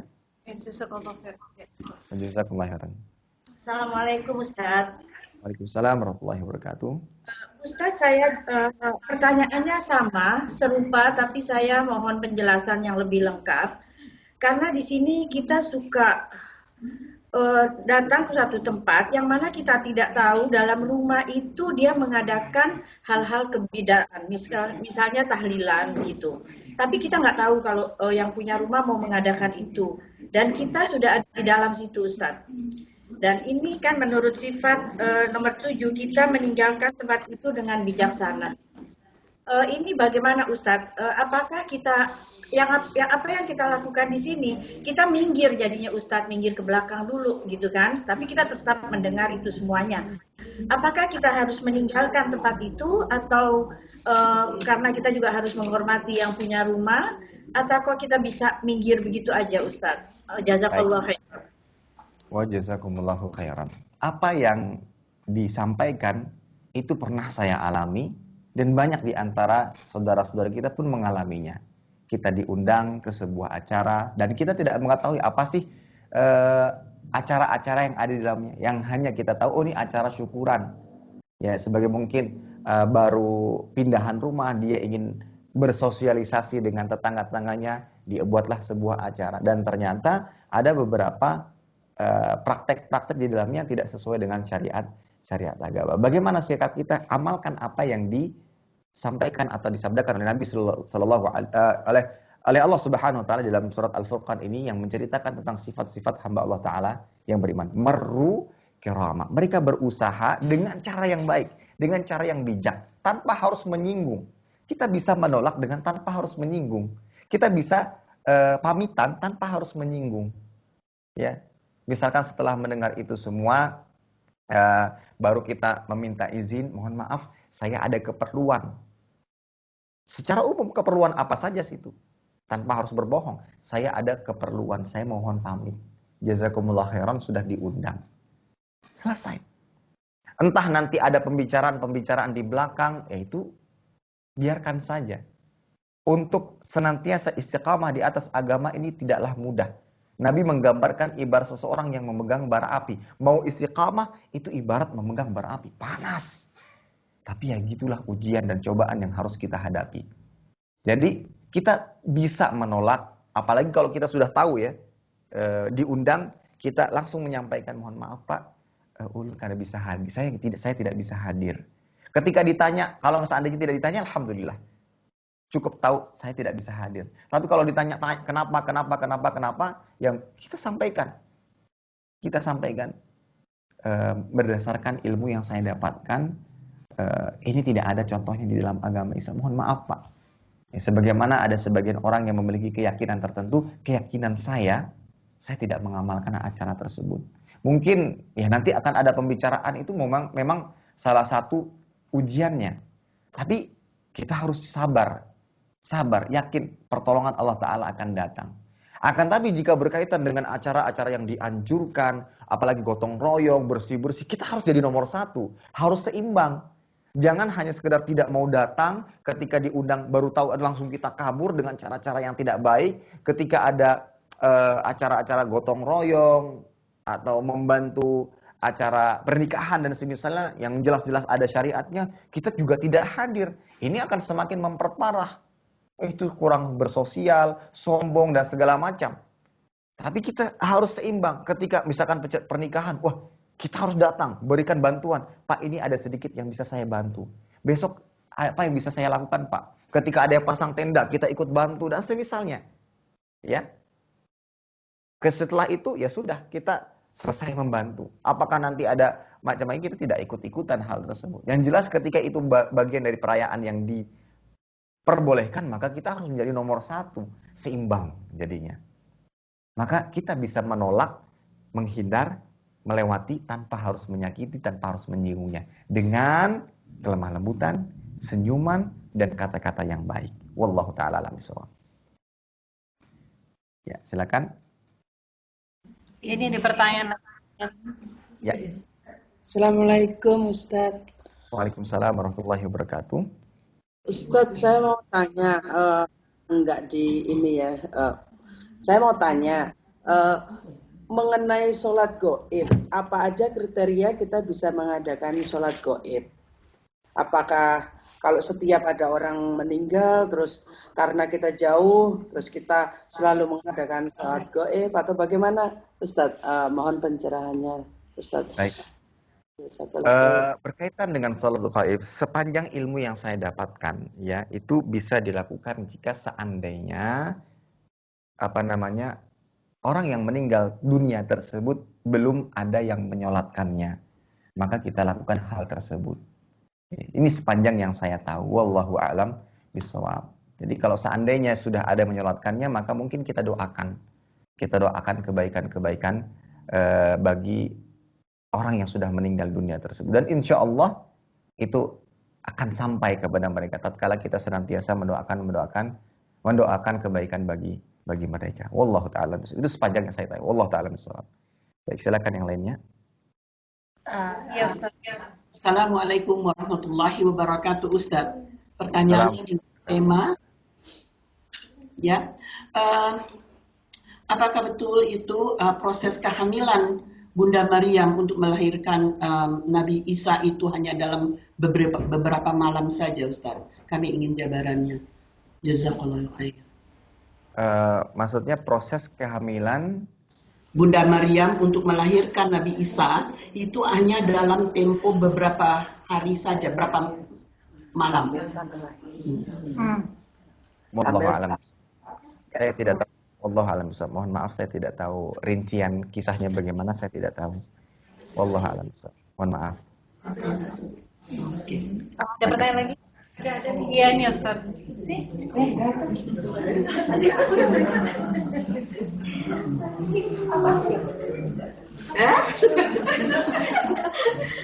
Menghadiri sholat. Assalamualaikum. Di sini loh. Ustadz nanya kalau meneruskan pertanyaan yang tadi tentang sholat gaib itu, di sini banyak sekali yang suka mengundang pada saat ada kematian di mana, terus dia ngundang-undang buat sholat gaib itu, gimana hukumnya kalau kita datang atau datang tidak sholat? Gimana seperti itu Ustadz? Sama satu lagi untuk hukum orang yang meninggal, misalnya mengadakan tahlilan, terus itu teman dekat gitu, jadi kitanya udah minta maaf nggak datang gitu-gitu, tapi kita ngirim makanan, apakah itu termasuk hal-hal yang diperbolehkan atau dilarang Ustaz? Jazakallahu khairan. Jazakallahu khairan. Terkait dengan masalah sholat gaib tadi ya, seperti kita katakan, memang di sini saya sudah beberapa tulisan saya buka, terjadi perbedaan pendapat di kalangan ahli ilmu, ada yang membolehkan, ada yang tidak memperbolehkan, bahkan ada yang memberikan perincian. Nah, yang saya sampaikan tadi adalah mereka yang memberikan perincian, tatkala mayit tersebut sudah disolati, maka tidak perlu lagi dilakukan sholat gaib. Ya, karena kewajiban sholat telah gugur ya bagi jenazah tersebut. Sementara yang belum disolati dan kita tahu dan itu belum disolati, maka barulah kita laksanakan sholat gaib. Maka wallahu ta'ala bishawab, ya mungkin kita lebih berhati-hatilah dalam hal ini, ya. Wallahu a'lam bishawab. Dan kalau seandainya tujuan daripada sholat gaib tersebut adalah ingin mendoakan kepada mayit jenazah yang sudah dikuburkan, yang dan sudah disolatkan, maka kita doakan seperti yang kita katakan tadi. Kita doakan kebaikan bagi mereka. Adapun apakah kita mengikuti undangan tersebut, maka sama halnya dengan apa yang kita telah jawab tadi berkaitan dengan acara-acara yang mana kita diundang untuk menghadirinya, maka kita berusaha untuk menjelaskan sesuai dengan kapasitas ilmu yang kita miliki. Jangan sampai ketidaknyamanan kita itu akan membuat kita kerepotan tatkala kita ditanya oleh Allah Subhanahu wa taala. Kenapa Anda melakukan ini? Kenapa? Nggak nyaman Ustaz, nggak enak sama fulan dan fulan. Jangan. Mungkin di awal-awal kita akan hadapi itu, dapati itu. Namun berjalan waktu orang-orang pun akan paham.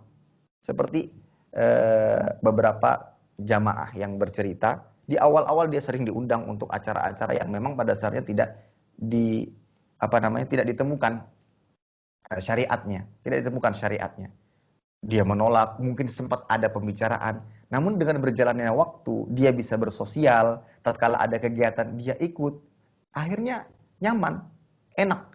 Ketika ada acara tersebut dia tidak diundang, tapi ketika ada acara seperti pernikahan dia diundang. Dalam arti orang-orang paham dengan kondisinya, memaklumi dan memahami apa yang diyakininya. Nah, seperti itu. Jadi ya kita berusaha dengan kapasitas ilmu kita.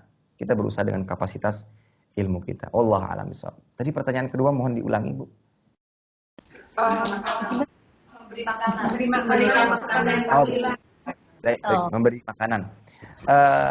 Begini, jika itu di luar daripada ritual atau amal kegiatan tersebut, maka diperbolehkan. Akan tetapi jika masih bagian daripada itu, khawatir kita melakukan bentuk ta'awun, tolong-menolong di atas kemaksiatan kepada Allah Ta'ala. Ya, seperti yang seringkali terjadi, ya, masalah yang seperti Ibu ceritakan. Maka kalau mungkin kita ingin berikan bantuan, kalau bisa setelah itu semua, baru kita berikan bantuan kepada keluarga-keluarga tersebut. Dan kalau bisa, untuk menyiasati, kita lakukan terus-menerus, tidak hanya pada saat momen-momen tersebut. Jadi seakan-akan kita akan lebih terlihat itu sebuah penghindaran. Tapi kalau seandainya kita lakukan, sering kita lakukan, memberikan hadiah, maka insya Allah tidak masalah. Intinya di sini, bagaimana kita tetap berusaha bersosial dengan baik tanpa harus menjerumuskan kepada maksiat. Itulah di antara ujian, cobaan bagi hamba-hamba Allah Ta'ala yang berusaha istiqamah di atas agama Islam. Dan perjuangan kita tidak seberapa sebagaimana yang terjadi pada Nabi SAW dan para sahabatnya. Mungkin sebatas kita jadi omongan, kita mungkin dijauhi, tapi tidak sebagaimana dialami oleh para sahabat dan Nabi SAW. Tapi kita tetap berusaha. Kita boleh menolak namun dengan cara yang baik. Kita boleh tidak ikut namun dengan cara yang baik. Di selain itu kita berikan hadiah kepadanya. Kita punya makanan kita berikan kepadanya. Pak, Bu, ini saya kirim sesuatu. Nanti tolong diterima ya. Ini atas ada acara apa nih? Oh, nggak ada acara apa-apa. Hanya saja punya kelebihan makanan saya ingin berbagi dengan Bapak Ibu sekalian. Orang-orang nggak terheran. Dia baru memberi ketika ada acara ini dan ini. Kita memberi kapanpun. Tanpa ada kaitannya dengan acara. Apakah keluarga ataukah tidak. Ini akan membuat orang semakin, Masya Allah ya akhlaknya. Dan walaupun kita tidak ingin mendapatkan pujian tersebut. Namun di situ ada sisi dakwah yang kita bisa berikan. Ya. Wallahu a'lam bishawab. Mudah-mudahan bisa kita praktekkan dalam kehidupan kita. Dan mudah-mudahan kita sabar senantiasa dalam segala macam ujian dalam menjalani kehidupan ini. Wallahu a'lam bishawab. Ustaz, masih berkaitan dengan yang acara yang kita tidak tahu. Jadi ini orang dipesankan makanan, minta orderan makan, tapi tidak tahu untuk acara tersebut. Atau misalnya ada dua pertanyaan. Jadi misalnya satu diminta orderan tahu untuk acara itu, kedua dia diminta orderan tapi tidak tahu. Gimana Ustaz? Sudah terima tahu. Oh, dia mungkin ini Bu ya, punya restoran atau apa seperti itu ya, catering, ya, kemudian orderan makanan. Baik. Yang pertanyaan pertama dia tahu untuk itu, terus terang nih buat acara ini, apa jawabannya, apakah boleh. Kedua, ada yang order tapi tidak tahu, setelahnya baru tahu. Baik. Untuk yang pertama, maka tatkala dia sudah mengetahuinya, maka lebih baik dia berusaha untuk menolaknya. Bisa dengan alasan, mohon maaf Pak, Bu, saya tidak bisa. Saya lagi tidak bisa, tanpa harus menjelaskan alasannya. Mungkin bisa dalam arti gini, ketika dia merasakan ini Bu ada pesanan, saya pesan sekian-sekian untuk acara ini. Nah, baru nanti Ibu silakan jawab, mohon maaf Bapak Ibu saya tidak bisa. Selesai. Ya kalau seandainya dia tidak tanya, alhamdulillah seperti itu. Kita berusaha menolaknya dengan cara yang baik. Karena kalau seandainya kita iyakan, ya kita termasuk bagian daripada perayaan tersebut. Khawatirnya mengurangi keberkahan penghasilan kita. Ya. akan mengurangi keberkahan penghasilan. Berbeda dengan yang tidak tahu. Kalaupun sudah tahu setelahnya, maka ya dia tidak mengetahui sebelumnya. Mudah-mudahan itu tidak mengapa. Tapi yang jadi permasalahan adalah ketika dia mengetahui sebelumnya. Ya, adapun yang saya mengetahui setelahnya, maka mudah-mudahan tidak mengapa. Dan kalaupun dia ingin membersihkan hartanya, dia bisa bersedekah dengan harta yang dia miliki. Maka kenapa kita diperintahkan untuk bersedekah, mengeluarkan zakat? Itu dalam rangka untuk membersihkan harta kita. Siapa tahu di antara penghasilan yang kita dapatkan ada di antaranya yang mengandung sesuatu yang kotor, yang makanya harus kita bersihkan seperti itu. Intinya di sini ingat firman Allah Ta'ala, wala ta'awanu 'alal itsmi wal 'udwan. Janganlah kalian tolong-menolong di atas dosa dan permusuhan. Itu diambil sebuah kaidah. Kita punya bisnis, ada orang yang datang ingin merayakan tertentu dan acaranya tidak sesuai dengan syariat agama, kita jangan menolongnya. Kita tidak bisa memberikan bantuan kepadanya. Khawatir kita termasuk ikut andil dalam hal tersebut. Ya, sebagaimana ada juga yang pernah bertanya, dia punya usaha untuk membersihkan karpet misalnya. Kemudian ada tempat-tempat yang ingin mengadakan perayaan-perayaan tertentu yang isinya maksiat, kesyirikan, kekufuran, hanya saja memerlukan karpet yang dibersihkan. Dan itu dia diminta untuk membersihkan dan dia tahu tujuan utamanya apa. Maka jangan. Khawatir kita masuk pada larangan, tolong menolong di atas dosa dan kemaksiatan. Ya, kita ada andil di situ. Ini akan mengurangi keberkahan penghasilan kita. Wallahu a'lam bishawab. Baik. Ustadz masih menyinggung tadi Ustadz, misalnya ada orang beli baju, oh saya mau beli baju ini buat acara ulang tahun. Gimana Ustadz?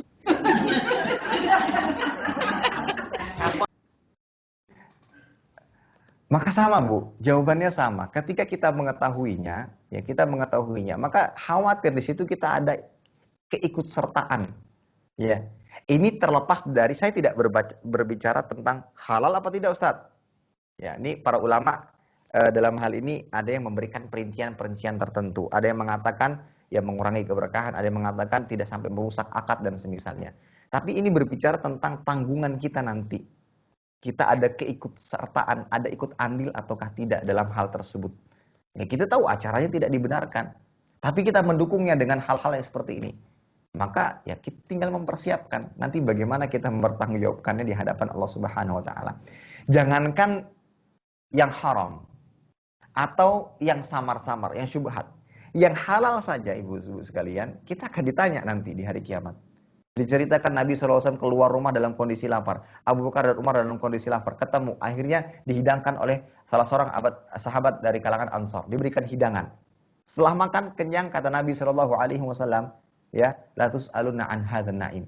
Demi zat yang jiwaku berada di tangannya, kalian akan ditanya tentang kenikmatan ini.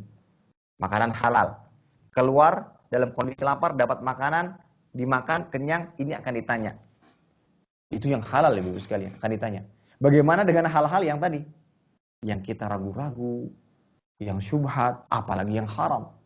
Yang halal saja terkadang kita mungkin tidak terbayang. Nanti bagaimana ya saya menjawabnya? Yang halal ini saya sudah belanjakan untuk apa saja? Ini bagaimana? Kita baru kerepotan membahas, mempertanggungjawabkan ini harta dari mana? Ya, ini apakah halal ataukah tidak? Belum lagi nanti digunakan untuk apa? Dan seterusnya. Maka terkadang sikap wara' itu perlu dibutuhkan dalam diri seorang hamba. Ya, wara', berhati-hati dalam perkara-perkara yang bisa menjatuhkannya kepada dosa dan kemaksiatan. Wallahu a'lam bishawab. Mudah-mudahan bisa kita pahami.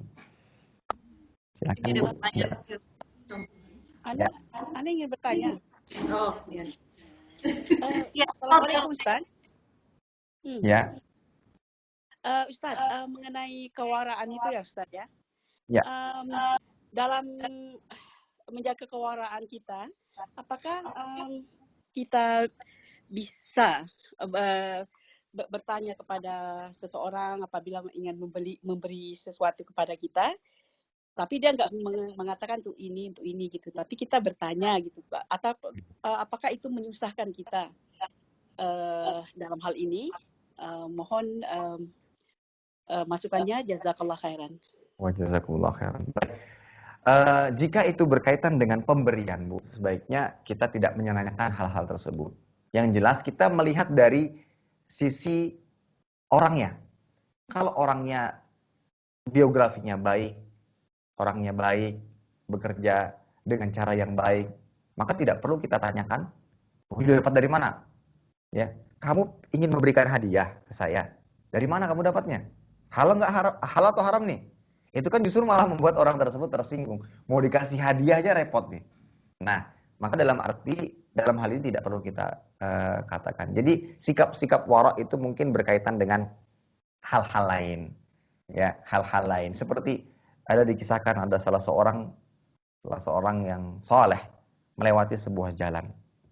Dia dapati uangnya terjatuh. Dia kembali ke jalan yang dia lewati.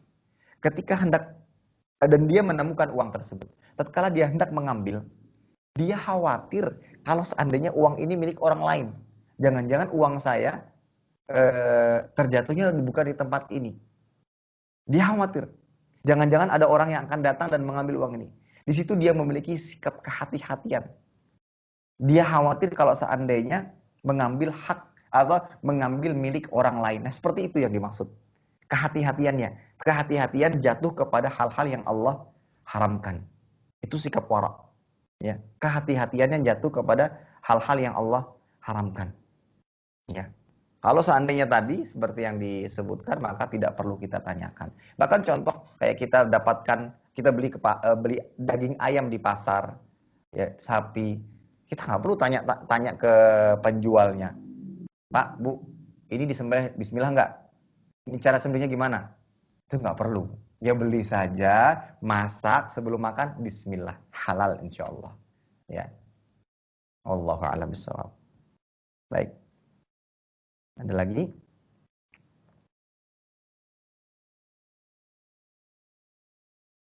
Ya Ustaz, ya. Assalamualaikum warahmatullahi wabarakatuh, Ustaz. Assalamualaikum warahmatullahi wabarakatuh. Ya. Ini berkaitan mengenai wudhu. Apakah orang yang sudah di atas 60 tahun itu kan suka, misalnya kalau dia dalam keadaan sholat itu suka batal sholatnya, entah pada saat sujud atau pada saat dia duduk suka batal, Ustaz, karena dia nggak bisa menahan gitu ya. Apakah bisa dapat keringanan atau dia harus mengulang wudhunya kembali? Gitu. Baik. Jazakallah khairan. Jazakallah khairan. Yang pertama yang harus dilakukan adalah diperiksakan terlebih dahulu kepada ahlinya, kepada dokter misalnya. Kalau seandainya dokter mengatakan, "Oh, ini memang tidak bisa dihindari, dalam arti dia akan terjadi seperti ini terus," maka jawabannya wudhu sekali sebelum sholat, setelah itu yang keluar dimaafkan. Namun setelah tahu bahwasanya itu adalah sebuah penyakit yang terus-menerus akan terjadi, ya. Nah, ya, maka langkah yang pertama mungkin bisa diperiksakan. Mungkin, "Oh, Bapak ini karena faktor umur akhirnya seperti ini." Maka secara hukum adalah cukup berwudu di pertama kali sebelum sholat, adapun yang keluar setelahnya maka itu dimaafkan dalam agama, disebabkan karena penyakit yang dia miliki. Wallahu a'lam bishawab. Nah, Ini ada pertanyaan. Masalah ayat An-Nur. Surat An-Nur. Iya, Ustaz, ini ada yang nanya masalah memakai jilbab. Mungkin apakah ada batas usia? Misalnya dia udah sepuh gitu ya, udah tua, udah nggak menopause lagi, terus dia nggak memakai jilbab. Itu bagaimana hukumnya? Tapi kita nggak tahu sebelumnya dia berjilbab atau dia di saat tua aja nih nggak berjilbab, kita kurang tahu. baik. Wallahu a'lam bishawab. Kalau kita lihat penjelasan para ulama ketika membicarakan tentang ayat-ayat seputar hijab, maka itu bersifat umum. Bersifat umum. Baik bagi kalangan muda ataupun tua. Masih saja pada dasarnya mereka diperintahkan untuk tetap menggunakan hijabnya. Dalam arti, kalaupun harus membuka, itu bukan berarti membuka sampai terlihat betul auratnya. Karena mungkin ada lapisan-lapisan tertentu yang mungkin hanya dibuka bagian luarnya. Tapi kalau sampai membuka seluruh auratnya sampai terlihat aurat wanita, maka wallahu a'lam bishawab, secara keumuman seorang wanita pun tetap diperintahkan untuk menggunakan hijabnya, terlepas apakah dia tua, apalagi dia masih seorang yang masih muda gitu. Wallahu a'lam bishawab. Baik. Ustadz, tentang afwan undangan tadi, misalnya ada undangan acara yang bukan undangan. Jadi kita datang setelah tahlil, setelah acara tahlilnya itu asar. Nah, kita datang itu ba'da maghrib dengan tujuan kayak takziah gitu, Ustaz. Tujuannya takziah, bukan untuk kita datang tahlil atau apa gitu. Jadi datangnya setelah acara. Datangnya setelah maghrib. Nah, kan ada juga yang bilang katanya kita makanan tahlil aja kita nggak boleh. Nah, bagaimana kalau kita datang setelah maghrib, kita disediakan makanan atau disediakan minuman gitu, Ustaz? Gimana? Itu boleh apa enggak? Baik. Yang menjadi permasalahan di sini adalah acaranya. Makanannya makan aja. Ketika misalkan Ibu di rumah, kemudian dibawakan, kata ini, oh ini makanan tahlilan lagi tadi Bu, silahkan silahkan, ya disilahkan makan saja. Jadi yang kita perlu koreksi kembali, yang perlu kita lihat kembali itu adalah acara-acara yang ada di dalamnya.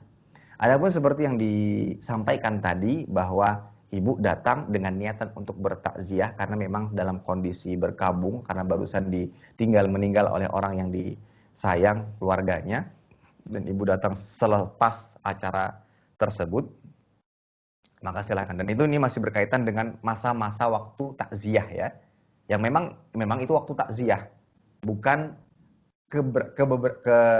bukan acara yang kesekian hari atau bukan itu, tapi mungkin masih dalam waktu-waktu takziah, maka silahkan selama tidak ada acara-acara tertentu. Dan kalaupun dihidangkan dengan makan terus, makan saja. Ya, yang jadi permasalahan di sini adalah keikutsertaan kita dalam perayaan tersebut. Itu yang jadi masalah. Nah, wallahu alam bishawab. Akan tapi kalau seandainya ini berkaitan dengan perayaan hari tertentu, bukan perayaan, acara pada hari kesekian,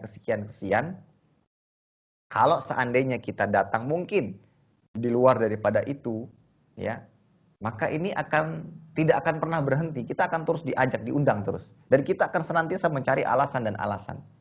Namun kalau seandainya kita mungkin bisa menjelaskan dengan baik, cara yang baik, mudah-mudahan itu akan lebih dimengerti dan difahami, yang pada akhirnya kita mungkin tidak akan datang lagi. Masih banyak cara lain yang sesuai dengan syariat agama untuk kita bisa berbuat baik kepada mereka. Wallahu a'lam bishawab. Baik. Ini ada pertanyaan di chatting saya, Ustadz. Saya kok kurang paham. Assalamualaikum, boleh kirim pertanyaan. Bagaimanakah mempertahankan niat ikhlas dalam beribadah? Karena terkadang di tengah jalan ada saja gangguan setan yang bisa menghilangkan niat ikhlas kita tersebut. Dan bagaimana hukum memposting makanan dan tempat-tempat yang kita kunjungi di media sosial? Ya. Baik. Yang pertama, menjaga ikhlas itu perkara yang tidaklah ringan. Sekelas Sufyan Ats-Tsauri rahimahullah pernah mengatakan, "Ma'allajtu syai'an ashadda 'alayya min niyyati li'annahu tataqallabu 'alayya." Tidak ada sesuatu yang paling sulit untuk diobati melainkan perkara-perkara hati, penyakit-penyakit yang bisa merasuk ke dalam hati. Kenapa? Hati ini bisa berbolak-balik. Yang di awal ibadah kita ikhlas, hanya sekilas saja bisa muncul ketidakikhlasan. Ingin dipuji manusia, ingin mendapatkan sanjungan manusia. Memang itu sebuah PR bagi kita, berat. Namun bukan berarti tatkala kita sadar beratnya membuat kita putus asa. Tidak. Kita harus berperang dengan niat-niat yang tidak baik. Kita harus berjihad dengan riya. Kita lawan dengan apa? Dengan ketulusan hati. Dan dalam beribadah, usahakan yang kita harapkan adalah pujian dari Allah Ta'ala. Jadi definisi daripada ikhlas adalah yang pertama, tidak ingin dilihat kecuali hanya ingin dilihat oleh Allah.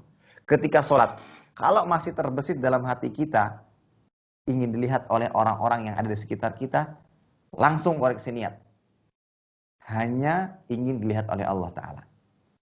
Kalau kita ingin sholat, masih ada terbesit dalam hati kita, ingin mendapatkan ganjaran dari orang-orang di sekitar kita. Misalkan ganjaran pujian, sanjungan, maka hapus segera. Dan arahkan ganjaran hanya dari Allah Subhanahu wa Ta'ala. Itu yang dimaksud dengan ikhlas. Ya. Dan kalau bisa, di antara bentuk melatih keikhlasan kita adalah samakan, setarakan antara kualitas ibadah kita di tengah orang banyak ataukah dalam kondisi sendirian. Kalau seandainya ibadah kita, kalau sholat sunnah di rumah, atau ibu-ibu sholat di rumah ya, cepet. Sholat isya atau sholat zuhur, asar diselesaikan dengan sekejap. Tapi kalau sudah sholat di masjid, berjamaah dengan ibu-ibu yang lainnya, Masya Allah. Sholat sunnahnya saja hampir 15 menit misalkan. Allah. Ini ada apa dengan niatnya selama ini? Maka usahakan seperti itu. Kualitas ibadah di tengah orang banyak sama dengan kualitas ibadah dalam kondisi sendirian. Tanpa ada yang melihatnya di antara manusia. Maka ini di antara melatih keikhlasan kita. Ya. Kemudian ingat tentang apa yang akan terjadi tatkala kita riya. Apa akibatnya? Apa balasannya? Kemudian juga ingat apa balasan Allah bagi orang-orang yang ikhlas. Ya, dan seterusnya. Dan ingat ya ibu-ibu sekalian, di antara dalil yang harus kita camkan betul-betul, baik-baik. Apa sih akibat buruk dibalik dosa riya, tidak ikhlas? Bahwa kelak pada hari kiamat yang pertama masuk neraka, itu adalah satu, orang yang berperang di medan perang. Mungkin mengatasnamakan jihad di jalan Allah. Yang kedua, orang yang membaca Al-Quran dan mengajarkannya. Yang ketiga, orang yang dermawan, yang sering menyedekahkan hartanya. Pertanyaannya, kenapa mereka pertama kali yang masuk neraka? Jawabannya, tidak ada keikhlasan dalam hati mereka. Maka setiap ibu hendak sholat, kita hendak sholat, Allahu Akbar. Ini kalau saya tidak ikhlas, saya bisa dilempar pertama kali dalam neraka. Itu diseret di atas wajah kita. Ketika kita hendak sedekah, ini kalau saya tidak ikhlas, ini bisa jadi sebab saya bisa masuk dalam neraka. Na'udzubillah. Maka ini yang akan senantiasa mengontrol hati kita untuk senantiasa ikhlas dalam menjalankan ibadah kepada Allah Subhanahu wa Ta'ala. Memang berat, namun bukan berarti kita berputus asa dari melawan itu semua. Wallahu a'lam bishawab. Baik. Cukup kiranya? Atau Bisa lagi? Baik, silakan yang terakhir. Tuan Ustaz. Hukum memberikan hadiah kepada wali kelas ketika kenaikan kelas atau ungkapan terima kasih. Baik. Berkaitan dengan hal ini, saya rasa perlu kehati-hatian. Jangan sampai masuk kepada suap. Ar-rashi wal murtashi finnar. Yang menyuap dan yang disuap neraka. Itu dalilnya. Kemudian ingat ada perkataan yang harus diperhatikan. Al-insan abdul ihsan. Manusia itu adalah hambanya perbuatan baik. Dalam arti, ketika dia senantiasa diperlakukan baik, dia akan senang kepada orang tersebut. Ini bisa mengarah kepada suap.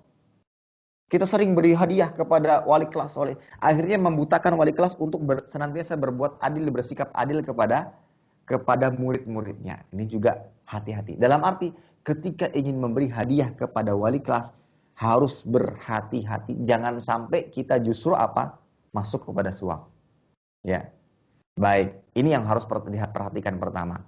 Nah, kalau seandainya yang seperti yang dikatakan tadi, sudah selesai, anak kita sudah naik kelas misalnya, sementara dia adalah guru atau wali kelas 7, sementara anak kita sudah kelas 9 atau mungkin kelas 8, kita hubungi wali kelas lamanya, kita berikan hadiah, maka tidak masalah. Kalau seandainya sudah lepas dari segala macam, kemungkinan itu adalah suap.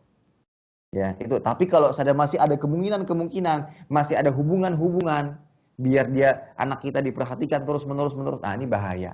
Jangan sampai justru kita terjerumus kepada apa yang diharamkan oleh Allah Subhanahu wa Ta'ala. Jangan sampai kita tertipu dengan niat kita. Niat kita ini ternyata ada udang di balik batu, ada keinginan lain agar anak kita gini, dan ini tidak dibenarkan. Intinya suap itu, tujuan daripada suap adalah kita ingin mengambil hak orang lain. Nah, itu yang tidak boleh. Ya, wallahu alam bishawab. Baik. Jazakallah khair Cukup ya? Ustaz. Ya, barakallahu. Mudah-mudahan kajian kita hari ini diberkahi oleh Allah Subhanahu wa taala. Semoga apa yang kita dapatkan bisa kita amalkan, kita praktekkan, dan semoga kita menjadi atau dijadikan oleh Allah Subhanahu wa taala sebagai hamba-hamba Allah taala yang beriman yang akan mendapatkan kemuliaan dan kedudukan yang tinggi di surganya nanti. Allahumma amin. Demikian kita tutup dengan doa kafaratul majelis. Subhanakallahumma bihamdika asyhadu an la ilaha illa anta astaghfiruka wa atubu ilaik. Assalamualaikum warahmatullahi wabarakatuh. Waalaikumsalam warahmatullahi wabarakatuh.